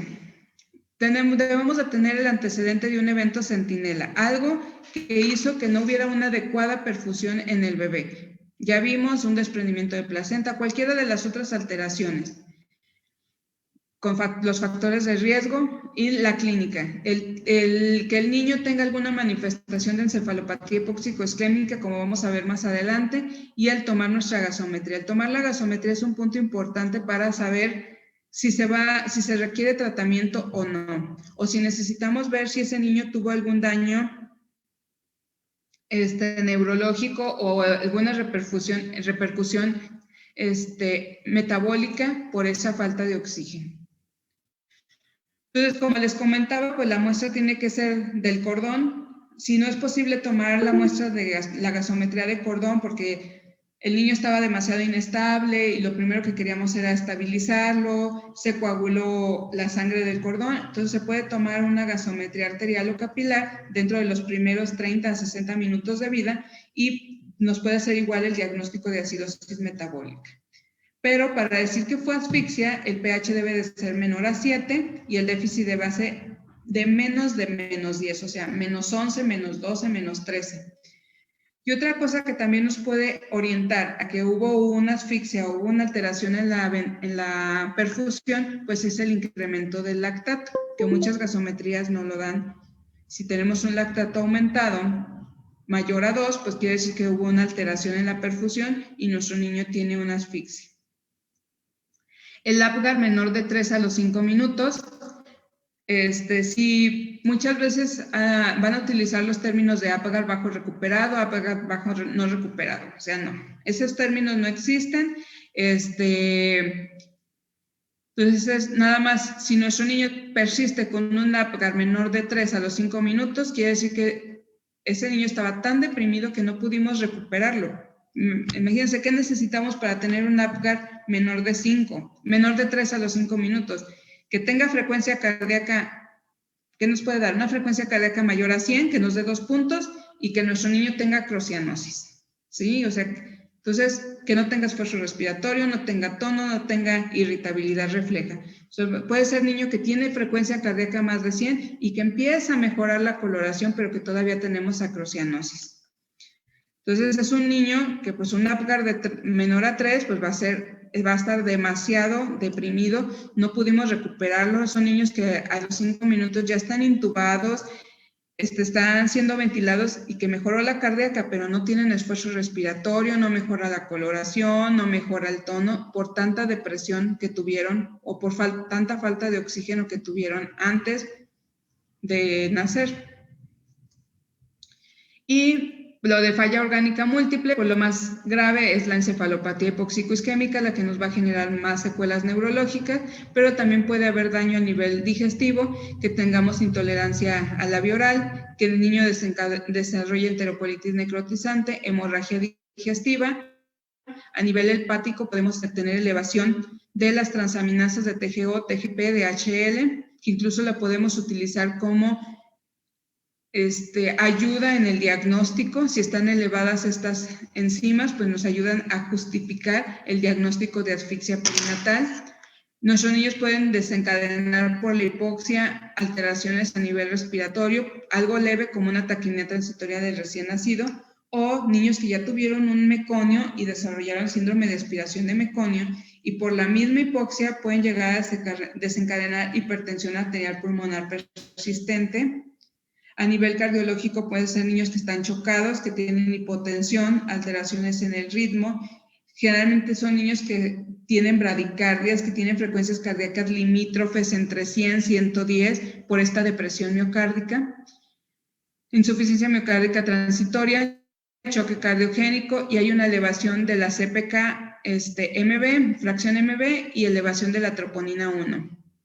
Y estos niños generalmente requieren un apoyo aminérgico, dobutamina, para ayudarles un poquito a ese miocardio por la hipoxia. Hagan de cuenta que se infartaron, que ese niño se infartó por la falta de oxígeno. A nivel hematológico vamos a tener trombocitopenia, poliglobulia, leucocitosis por la hipoxia. Son niños que pueden llegar a tener una falla renal secundaria a la hipoxia, tener oliguria o incluso llegar a la anuria, hematuria, proteinuria y falla renal aguda. Y el eje hipotálamo suprarrenal puede estar suprimido y va a haber una elevación sostenida de cortisol en el plasma, y son niños que tienen hiperglucemias persistentes. Pero como les decía, lo más grave es la encefalopatía hipóxico-isquémica. Hay una clasificación que se llama de Sarnat, la vamos a clasificar en 3 estadios. En cuanto nace nuestro niño y en cuanto se logra estabilizar, debemos de ver en qué estadio de Sarnat está. Dependiendo del Sarnat en el que esté, pues es el tratamiento que se le va a dar a ese niño. Se debe de estar valorando el Sarnat cada hora y ver si nuestro niño no empeora, porque son niños que a lo mejor al principio estaban en un Sarnat 1, pero según van pasando las horas de vida, este niño va incrementando su estado neurológico y pueden llegar a progresar hasta un Sarnat 3 y necesitar un tratamiento ya de hipotermia. Entonces, una cosa que nos valora es el nivel de conciencia. El estadio en Sarnat 1 están hiperalertas, el tono muscular puede estar normal, van a tener una postura normal, los reflejos van a estar aumentados, pueden tener mioclonías, el reflejo del moro va a estar exagerado, los niños van a estar en midriasis, el electroencefalograma puede llegar a ser normal y los datos neurológicos van a durar menos de 24 horas, el pronóstico generalmente es bueno. Los niños Sarnat 1 son niños irritables que están llore, si no tienen sus 3 periodos de transición, sino que se supone que ya deben de estar en el segundo periodo de adaptación y no entran nunca a ese, sino son niños que están hasta con movimientos exagerados, y así como les comento, súper irritables. Ya un Sarnat 2 es un niño que está letárgico, está hipotónico, tiene la posición en flexión, los reflejos están todavía hiperactivos, puede tener mioclonías, el reflejo del moro ya va a estar débil, los niños van a estar en miosis, las pupilas en miosis, puede haber ya crisis convulsivas y ya hay alteraciones en el electrocardiograma, en el electroencefalograma, el voltaje va a estar disminuido, puede llegar a aparecer actividad convulsiva y los datos se pueden prolongar hasta 14 días, el pronóstico pues ya va a ser variable, el daño neurológico puede ser ya incluso severo y tener secuelas. El Sarnat 3, que es la parte más severa, pues el niño puede estar estuporoso o incluso en coma, flácido, con posición de descerebración, no va a haber reflejos osteotendinosos, no va a haber mioclonía, no va a haber reflejo del moro, las pupilas pueden estar anisocóricas o poca respuesta a la luz o pueden estar todavía en miosis, pueden presentar crisis convulsivas y el trazo del electroencefalograma plano, con muy poco voltaje. Los síntomas pueden durar días o semanas y ya vimos que tienen un riesgo de mortalidad hasta del 50 al 75% y tener déficit neurológico importante si llegan a sobrevivir. La guía de práctica clínica les maneja esta modificación del estado, para valorar el estado neurológico, para que cuando no se puede hacer el SARNAT completo, en el que una encefalopatía leve, pues el estado de alerta va a estar normal, el tono muscular va a estar aumentado en las extremidades superiores, las respuestas motoras pueden ser normales o disminuidas, y el niño puede estar, como les digo, hiperexcitable, superirritable, los reflejos aumentados, puede tener temblores y mioclonías. Y después de 3 días ya no tener ningún dato clínico. Si es moderado, el niño puede estar letárgico, hipotónico, disminuido la respuesta motora y los reflejos osteotendinosos disminuidos. Y más de 3 días pueden llegar a tener convulsiones, ya sea de forma aislada o repetitivas. Y ya cuando es una encefalopatía grave, pues va a estar en coma, estuporoso, hipotónico, ausencia de movimientos de las extremidades, puede estar convulsionando, incluso pueden llegar a un estado epiléptico, los reflejos primitivos van a estar ausentes y duran los síntomas más de 3 días y estar con signos de disfunción de tallo cerebral. La verdad, a mí siempre se me ha hecho más fácil valorar a los niños con SARNAT y incluso pueden llevar su tablita y por hora ir valorando su SARNAT para ver cómo se está comportando el bebé y si te presenta mayor deterioro neurológico. ¿Qué vamos a hacer con un niño que tuvimos el antecedente de asfixia? Pues hay que hacerle un ultrasonido transfontanelar en las primeras 24 horas de vida para ver si hay alguna alteración, si hay ya datos de hipoxia o de hipoperfusión. Y hay que hacerle su electroencefalograma dentro de las primeras 6 horas de vida para ver qué tanto daño neurológico tiene y ver si son candidatos a un tratamiento de hipotermia selectiva inducida. Hay ya, muchas veces, pues estos niños no tienen hora de nacer, entonces la disponibilidad para tener un electroencefalograma completo, pues es muy difícil a ciertas horas del día.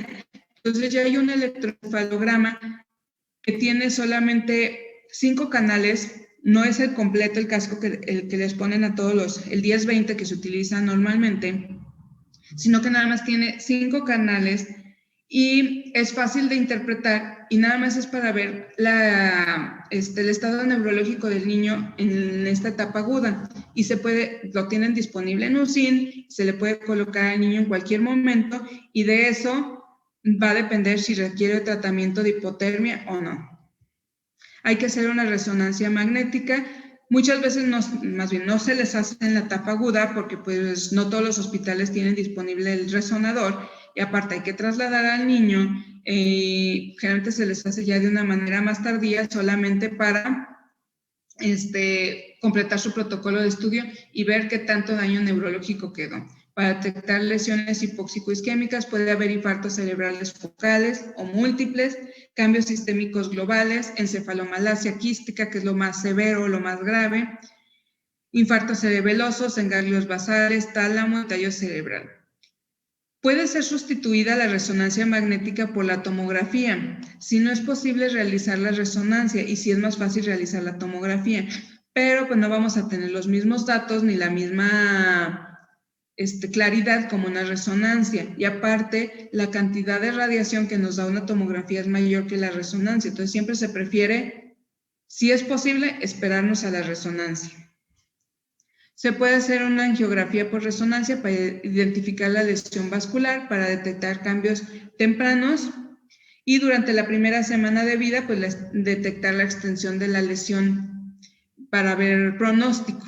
Pero pues también como se tiene que mover, trasladar al resonador, pues muchas veces es un poco difícil. Entonces en los primeros días de vida, pues generalmente se prefiere el ultrasonido que se puede ir a tomar a su pie de cama, no es invasivo y se puede hacer en la UCIN, ¿no? Y sin necesidad de trasladar al bebé. Entonces el tratamiento es la reanimación. ¿sí? En el momento de nacer, en el momento en el que nosotros, el ginecólogo nos avisa que ese niño puede llegar a tener alguna asfixia, que ya está teniendo alteraciones en el trazo, que ya está bradicárdico, que está taquicárdico, que tiene meconio, todos los antecedentes maternos, o que llegó de urgencia con un prolapso de cordón, o que está sospechando desprendimiento de placenta, pues prepararnos, en el que nuestro niño puede ya tener una hipoxia prenatal y que va a necesitar una reanimación avanzada. No sabemos cuánto tiempo ha estado en hipoxia. Entre más tiempo esté en hipoxia, más trabajo nos va a costar estabilizar ese niño. Entonces, siempre estar preparados de que probablemente vamos a llegar a hacer todo el algoritmo de reanimación en estos niños. Algo importante que debemos de cuidar siempre es evitar la hipertermia. Mantener a nuestro niño, si es posible, colocarle el sensor de la cuna para que se mantenga una temperatura constante. La hipertermia me causa más daño que la asfixia, entonces siempre evitarla, trasladarlo a la UCIN en cuanto esté estabilizado, la vigilancia neurológica con el SARNAT, apoyo ventilatorio si es necesario, hemodinámico, porque ya vimos que pueden llegar a tener esa depresión miocárdica. Son niños que se van a mantener en ayuno por lo menos 48 a 72 horas y el control metabólico. Entonces, lo más importante, lo que primero tenemos que cuidar es el cerebro, ¿sí? Entonces, hay que hacer una vigilancia neurológica, primero con nuestra valoración de SARNAT y utilizar el electroencefalograma integrado por amplitud, que les digo que es un electroencefalograma portátil que está en algunas unidades de UCIN, en el que es menos complejo, que solamente utiliza 5 canales, uno frontal, 2 parietales y 2 occipitales.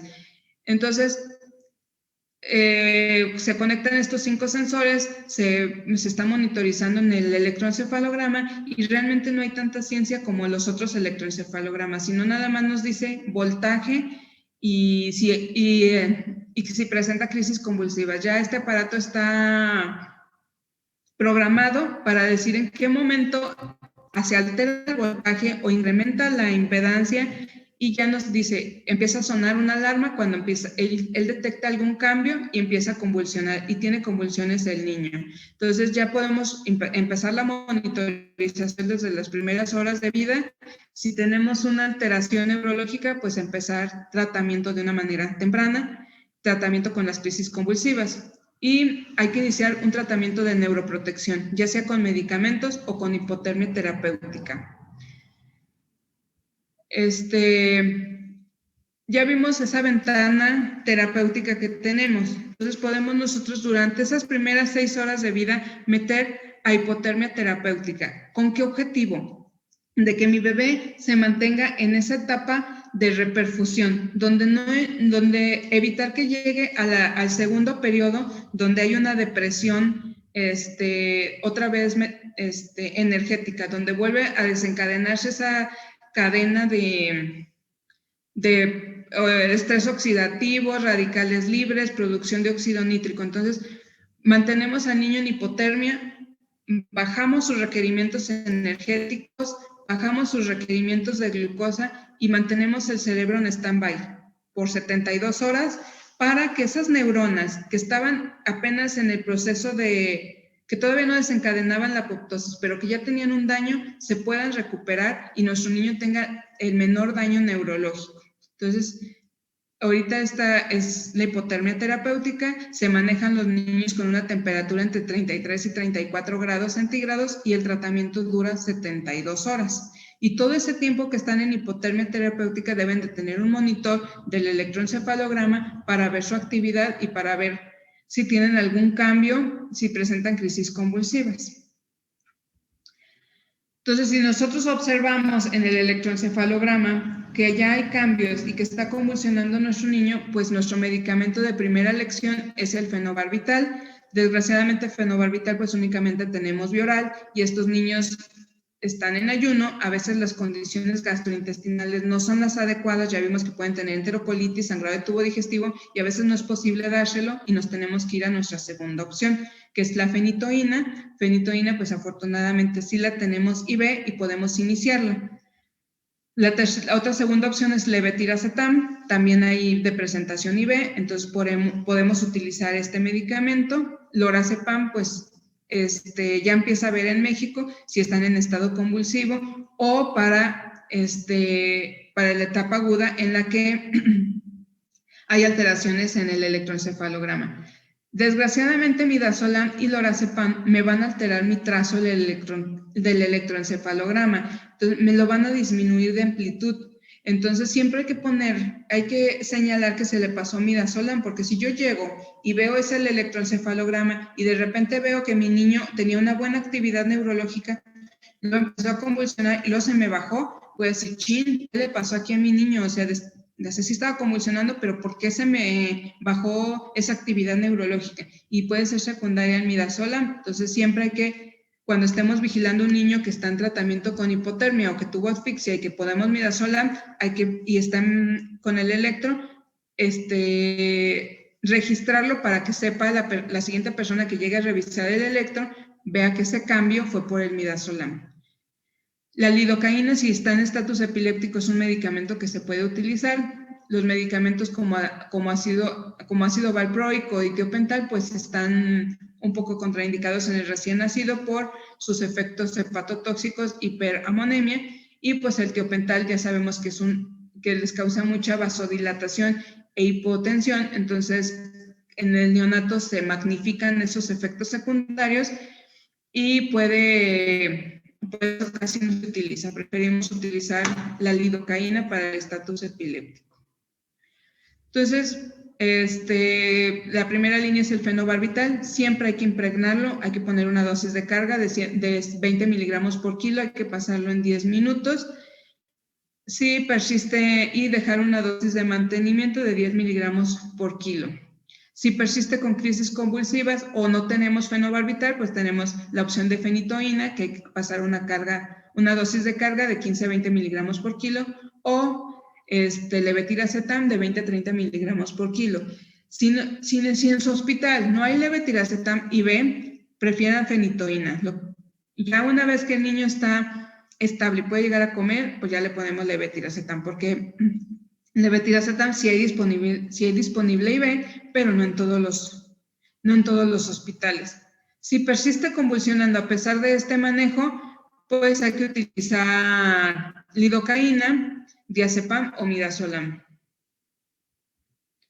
Les digo las dosis de carga, después hay que dejar dosis de mantenimiento. Se puede utilizar el midazolam en infusión si vemos que las crisis convulsivas son demasiado persistentes a pesar del manejo con fenitoína o fenobarbital o levetiracetam IV, pues hay que iniciar infusión de midazolam.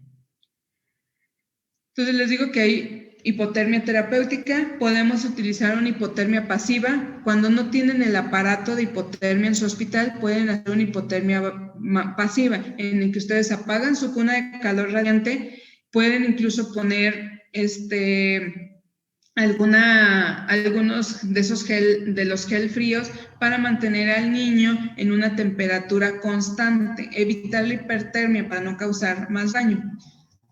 Realmente no se han hecho estudios si esta hipotermia pasiva funciona o no, si tiene menos efectos secundarios o no, pero pues si no tenemos otra cosa, pues es algo que podemos intentar para evitar el mayor daño neurológico. Y otra es la hipotermia activa, es un mecanismo terapéutico, utilizamos esas 6 horas de ventana.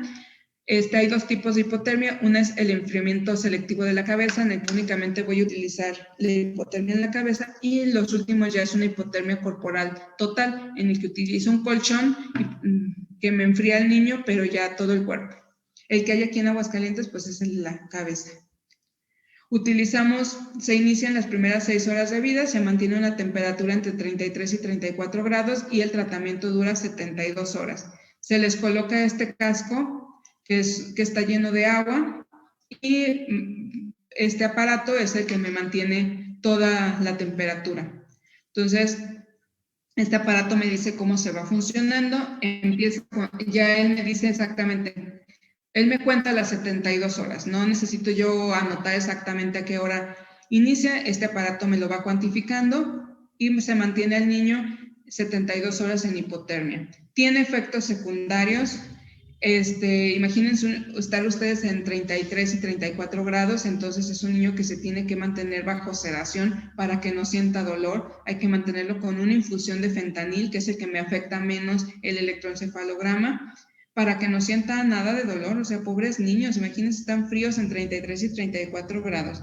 Entonces, como van a estar sedados, pues generalmente, si no tenían alguna patología neurológica, respiratoria, pues sí hay que intubarlos por la depresión respiratoria que van a presentar por el medicamento, pero generalmente presentan algún síntoma neurológico que requiere intubación. Pero ¿por qué dice, qué me hace la hipotermia o por qué se utiliza? Ahí va a reducir gradualmente la depresión de ATP. Entonces va a disminuir el metabolismo cerebral. Entonces me va a ayudar a que ese cerebro no entre a esa segunda etapa y que me cause más daño. Reduce la acumulación de aminoácidos excitotóxicos que también me causan daño. Reduce la producción de óxido nítrico. Me disminuye la producción de radicales libres. Disminuye la respuesta inflamatoria. Disminuye la actividad microglial, que son los macrófagos del cerebro. Inhibe la programación de la muerte celular, disminuye la apoptosis, esas células que empezaban a desencadenar la apoptosis, pues las va a dejar en stand-by y evitar que se mueran. Y prolonga la ventana terapéutica, o sea, esas 6 horas en las que mi niño estaba empezando a mejorar, me la prolonga 72 horas para que haya una mayor cantidad de neuronas que se lleguen a recuperar. También disminuye el consumo cerebral de oxígeno. ¿Pero qué niños voy a meter a hipotermia terapéutica? No puedo meter a todos los niños. Entonces son niños que tienen una encefalopatía hipóxico-isquémica moderada o grave, que sean mayores de 35 semanas, que tengan menos de 6 horas de vida y que tengan un peso mayor a 1,800, que tengan alteraciones en el electroencefalograma integrado por amplitud, y ese es un criterio. Otro, el antecedente de una agresión hipóxico-isquémica, o sea, el antecedente de un evento centinela que me causó una hipoxia en ese bebé. Alteraciones en el estado de nacimiento. Aquí me manejan un Apgar menor de 5 a los 10 minutos, el pH de 7 en la gasometría menor a 7, un déficit de base mayor a menos 16, en sangre de cordón o que se tomó en la primera hora de vida. Necesidad de ventilación mecánica por 10 minutos después del nacimiento. Esos niños que ustedes lo intuban, mejoró la frecuencia cardíaca, mejoró coloración, pero que no tienen esfuerzo respiratorio, que tienen que seguir ventilando por lo menos 10 minutos, quiere decir que sufrió una hipoxia importante, que el niño todavía no puede llegar a tener automatismo respiratorio, y necesidad de reanimación cardiopulmonar avanzado. Si nuestro niño tiene por lo menos 1 o 2 de estos criterios, hay que meterlo a hipotermia terapéutica, pero lo que nos va a definir más es la encefalopatía hipóxico-isquémica. La hipotermia, pues así como nos va a ayudar mucho al cerebrito, pues tiene muchos efectos secundarios. Puede generar bradicardia, trombocitopenia, generalmente moderada, pero yo llegué a ver niños en los que necesitaban transfusión de plaquetas porque tenían plaquetopenia severa por la hipotermia, hipotensión, y que llegan a necesitar soporte inotrópico. Hay niños en los que la depresión miocárdica no es importante y con una sola amina, solamente con dobutamina es más que suficiente, pero me tocó ver niños que necesitaron dobutamina, norepiadrena e hidrocortisona porque tenían choques refractarios. Entre el choque séptico, entre los efectos secundarios de la hipotermia, pero sí hay niños que requieren mucho apoyo inotrópico cuando están en manejo con hipotermia. Pero así como nosotros los enfriamos, cuando terminan las 72 horas empieza el recalentamiento, que es una etapa crítica que debemos estar vigilando al niño. Si nosotros lo llevamos de 33 grados a 36.5 en muy poco tiempo, lo que se ganó por la hipotermia se va a perder. Entonces hay que llevar un recalentamiento lento, debe de ser de 0.1 a 0.5 grados por hora. El mismo aparato te lo va diciendo, quítale el recubrimiento, quítale esto, ve prendiendo la cuna. Entonces, para que el incremento de la temperatura sea el adecuado y como mantiene los sensores de temperatura el aparato, si te pasas de esa velocidad de incremento empieza a pitar para que hagas algo con el niño y que a lo mejor necesita que apagues la cuna otra vez o que le vuelvas a poner el casco frío para que ese incremento de temperatura sea constante. No debe de durar más de 6 horas. Y como vamos a incrementar el aporte, el consumo de oxígeno y de glucosa del cerebro, pues debemos de estar vigilando que los aportes que nosotros tenemos sean suficientes para cuando el cerebro empiece a recalentarse. Siempre les digo, hay que tenerlo sedado, ya sea con fentanilo o con morfina, para evitar el dolor, para evitar el estrés y que el niño no esté lo más tranquilo posible. Y hay otra manera, tenemos que proteger a nuestro cerebro, neuroprotección. Una es la eritropoyetina, que es un factor que nos produce, es un factor protector de lesión cerebral, incrementa la neurogénesis, disminuye la apoptosis, reduce la liberación de glutamato, disminuye la producción de óxido nítrico y tiene efectos antioxidantes. Se utilizan dosis altas de 300 a 500 unidades cada tercer día por 2 semanas. Si no tuviéramos el aparato de hipotermia, otra opción es la eritropoyetina, y de ese sí se han hecho estudios controlados en los que comparan niños con hipotermia e eritropoyetina, y pues a lo mejor no tiene los mismos efectos que la hipotermia, pero sí el desarrollo neurológico de ese niño mejora un poco, entonces podría ser una opción para aquellos centros que no tienen hipotermia, pues utilizar eritropoyetina. Otra es la melatonina. También es como un antioxidante, elimina radicales libres y activa enzimas antioxidantes. Esa todavía no la utilizamos, no está así como bien establecido que se utilice como neuroprotector. El topiramato bloquea los canales de sodio y los canales de calcio, incrementa la supervivencia de preoligodendrocitos, disminuye la apoptosis, inhibe la actividad de la microglia y de la astrogliosis y disminuye la actividad epiléptica. El topiramato incluso se puede utilizar junto con la hipotermia. Se utiliza como neuroprotector, se le dejan 3 dosis cada 24 horas junto con hipotermia para ayudar de 2 maneras a ese cerebro. El sulfato de magnesio, incluso administrado en la madre y en el niño, es como neuroprotector, disminuye la excitotoxicidad, disminuye la respuesta inflamatoria, estabiliza la membrana celular e inhibe la liberación de radicales libres. Otro es el allopurinol, que también está apenas en estudio, aumenta la neurogénesis, disminuye la mortalidad y la discapacidad severa en los niños que han estudiado en 4 a 8 años de edad, pero no hay una dosis establecida de allopurinol que se le pueda dar a los niños todavía. No está indicado el uso de esteroides ni de manitol, porque no hay un citotóxico, entonces no se debe de utilizar en los niños con encefalopatía hipoxíco-isquémica. El apoyo ventilatorio, pues hay que evitar los extremos, evitar hipoxemia, evitar hiperoxemia, hay que evitar la hipocapnia y la hipercapnia, y siempre cuando están en hipotermia terapéutica, pues mantenerlos en ventilación mecánica y evitar que desarrollen una hipertensión arterial pulmonar. El apoyo hemodinámico, nuestra meta es mantener una presión arterial media mayor a 40 milímetros de mercurio, evitar la hipoperfusión cerebral. Les digo, con la hipotermia podemos tener bradicardia sinusal, entonces utilizar un cronotrópico, generalmente utilizamos dobutamina. Si la dobutamina falla y necesita mayor apoyo, norepinefrina.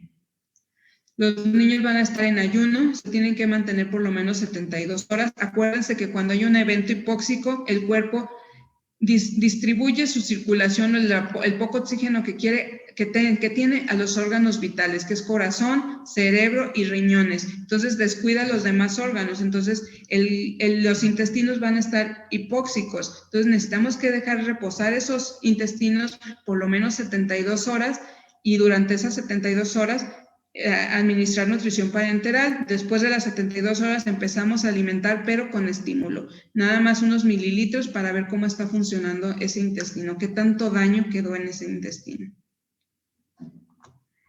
Hay que mantener el control de glucosa, mantener entre 46 miligramos por decilitro y menos de 156 las primeras 24 horas, después de las 24 horas a 60 miligramos por decilitro. Hay que estar tomando controles de electrolitos todos los días, desde el primer día, sodio, potasio, cloro, magnesio, pruebas de función renal. Hay que mantener un aporte de líquidos casi siempre bajo, más bajo de lo que manejaríamos para un niño de la misma edad gestacional sin hipotermia. de 55 a 70 mililitros por kilo día. Hay que individualizar el tratamiento hidroelectrolítico. A veces estos niños tenemos que iniciar el aporte de sodio antes de las 48 horas de vida y siempre mantener balances negativos. Y estos niños muchas veces no se pueden pesar para ver el descenso de peso. Entonces nada más pues está con los balances, pues ver más o menos qué pérdidas tienen. Y estos niños van a tener pérdidas insensibles bajas porque van a estar en hipotermia, pero hay que ver que no pierdan de alguna otra manera por el esfuerzo respiratorio, que no estén irritables, pues hay que mantenerlos dormidos. El pronóstico pues va a depender del grado de encefalopatía hipóxico-isquémica. Los leves casi siempre quedan con secuelas leves, los moderados ya con secuelas más importantes y los graves son los que quedan niños con daño neurológico muy importante. Una vez que este niño sale de hipotermia, hay que darle un seguimiento, mandarlo a rehabilitación física con el neurólogo, el gastro, nutrición, oftalmo, porque pueden llegar a tener alteraciones audiológicas, hacerle sus potenciales auditivos, visuales. Si no fue posible hacerle la resonancia, pues en cuanto las condiciones lo permitan, hacerle su resonancia, su electroencefalograma completo. No quedarnos con acuérdense que el electroencefalograma integrado por amplitud es únicamente para el evento agudo. Una vez que el niño se puede monitorizar bien, hacerle su electroencefalograma completo, que lo valore el neurólogo junto con su resonancia y rehabilitación. ¿Sí? ¿Alguna duda? Realmente la asfixia es un tema que a mí en lo particular me gusta bastante. Se han estado estudiando ya muchas cosas. En el hospital donde yo hice la residencia no teníamos hipotermia. Entonces teníamos que buscar alternativas para que nuestros niños que estaban asfixiados pues tuvieran un mejor pronóstico. Ya cuando yo empecé a trabajar aquí en el Hospital de la Mujer, que sí tienen hipotermia, pues es otro, o sea, los niños sí quedan con un daño neurológico, pero intentamos que el daño neurológico sea el menos posible. Entonces sí intentar como que evitar el daño, cuidar a esos niños, todos esos cambios hemodinámicos y lo más importante, la reanimación. ¿Alguna duda? Afortunadamente el electroencefalograma trae en una tarjetita en el que el electroencefalograma integrado por amplitud, porque si a mí me preguntan del electroencefalograma normal, la verdad siempre se me ha hecho muy, muy difícil. Pero el electroencefalograma integrado por amplitud trae una tarjetita en el que nos dice, este trazo es normal, este trazo es anormal, y así son las crisis convulsivas. Y te dice qué amplitud, entonces, si ustedes no lo saben leer, nada más agarran su tablita y lo ven. Y les digo, y el aparato ya es muy diferente, que ya nos avisa. La última actualización que le hicieron a ese aparato, le pusieron el de que detectara las crisis convulsivas. Entonces, cuando él detecta algún cambio en amplitud, en la integridad del trazo, luego lo empieza a pitar y ya tú vas y ves el trazo y dices, sí está convulsionando. O no, saben que fue nada más un artefacto porque lo estaban aspirando y el niño no estaba bien sedado y nada más fue un artefacto. Entonces, pero es importante estarlos vigilando. La verdad, cuidar a un niño en CULCAP es un reto porque tienes que estar viendo todo, electroencefalograma, el monitor hemodinámico.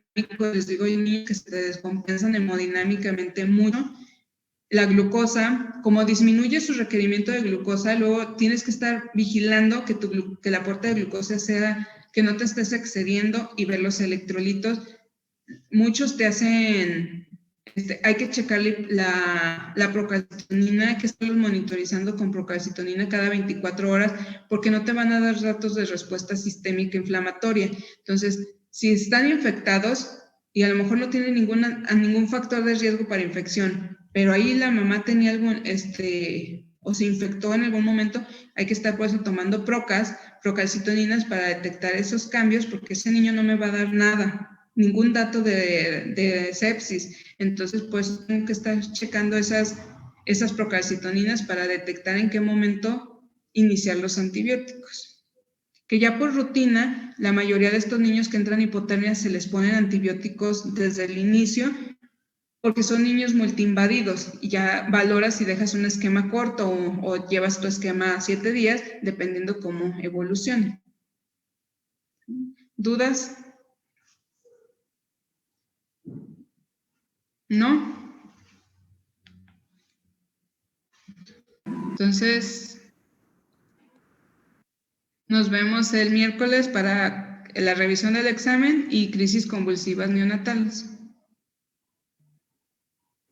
Gracias, doctora. Gracias, doctora. Doctora, Gracias, doctora. ¿podría enviar las presentaciones, por fin? Sí, ahorita se las mando. Ok, muchas gracias. De nada.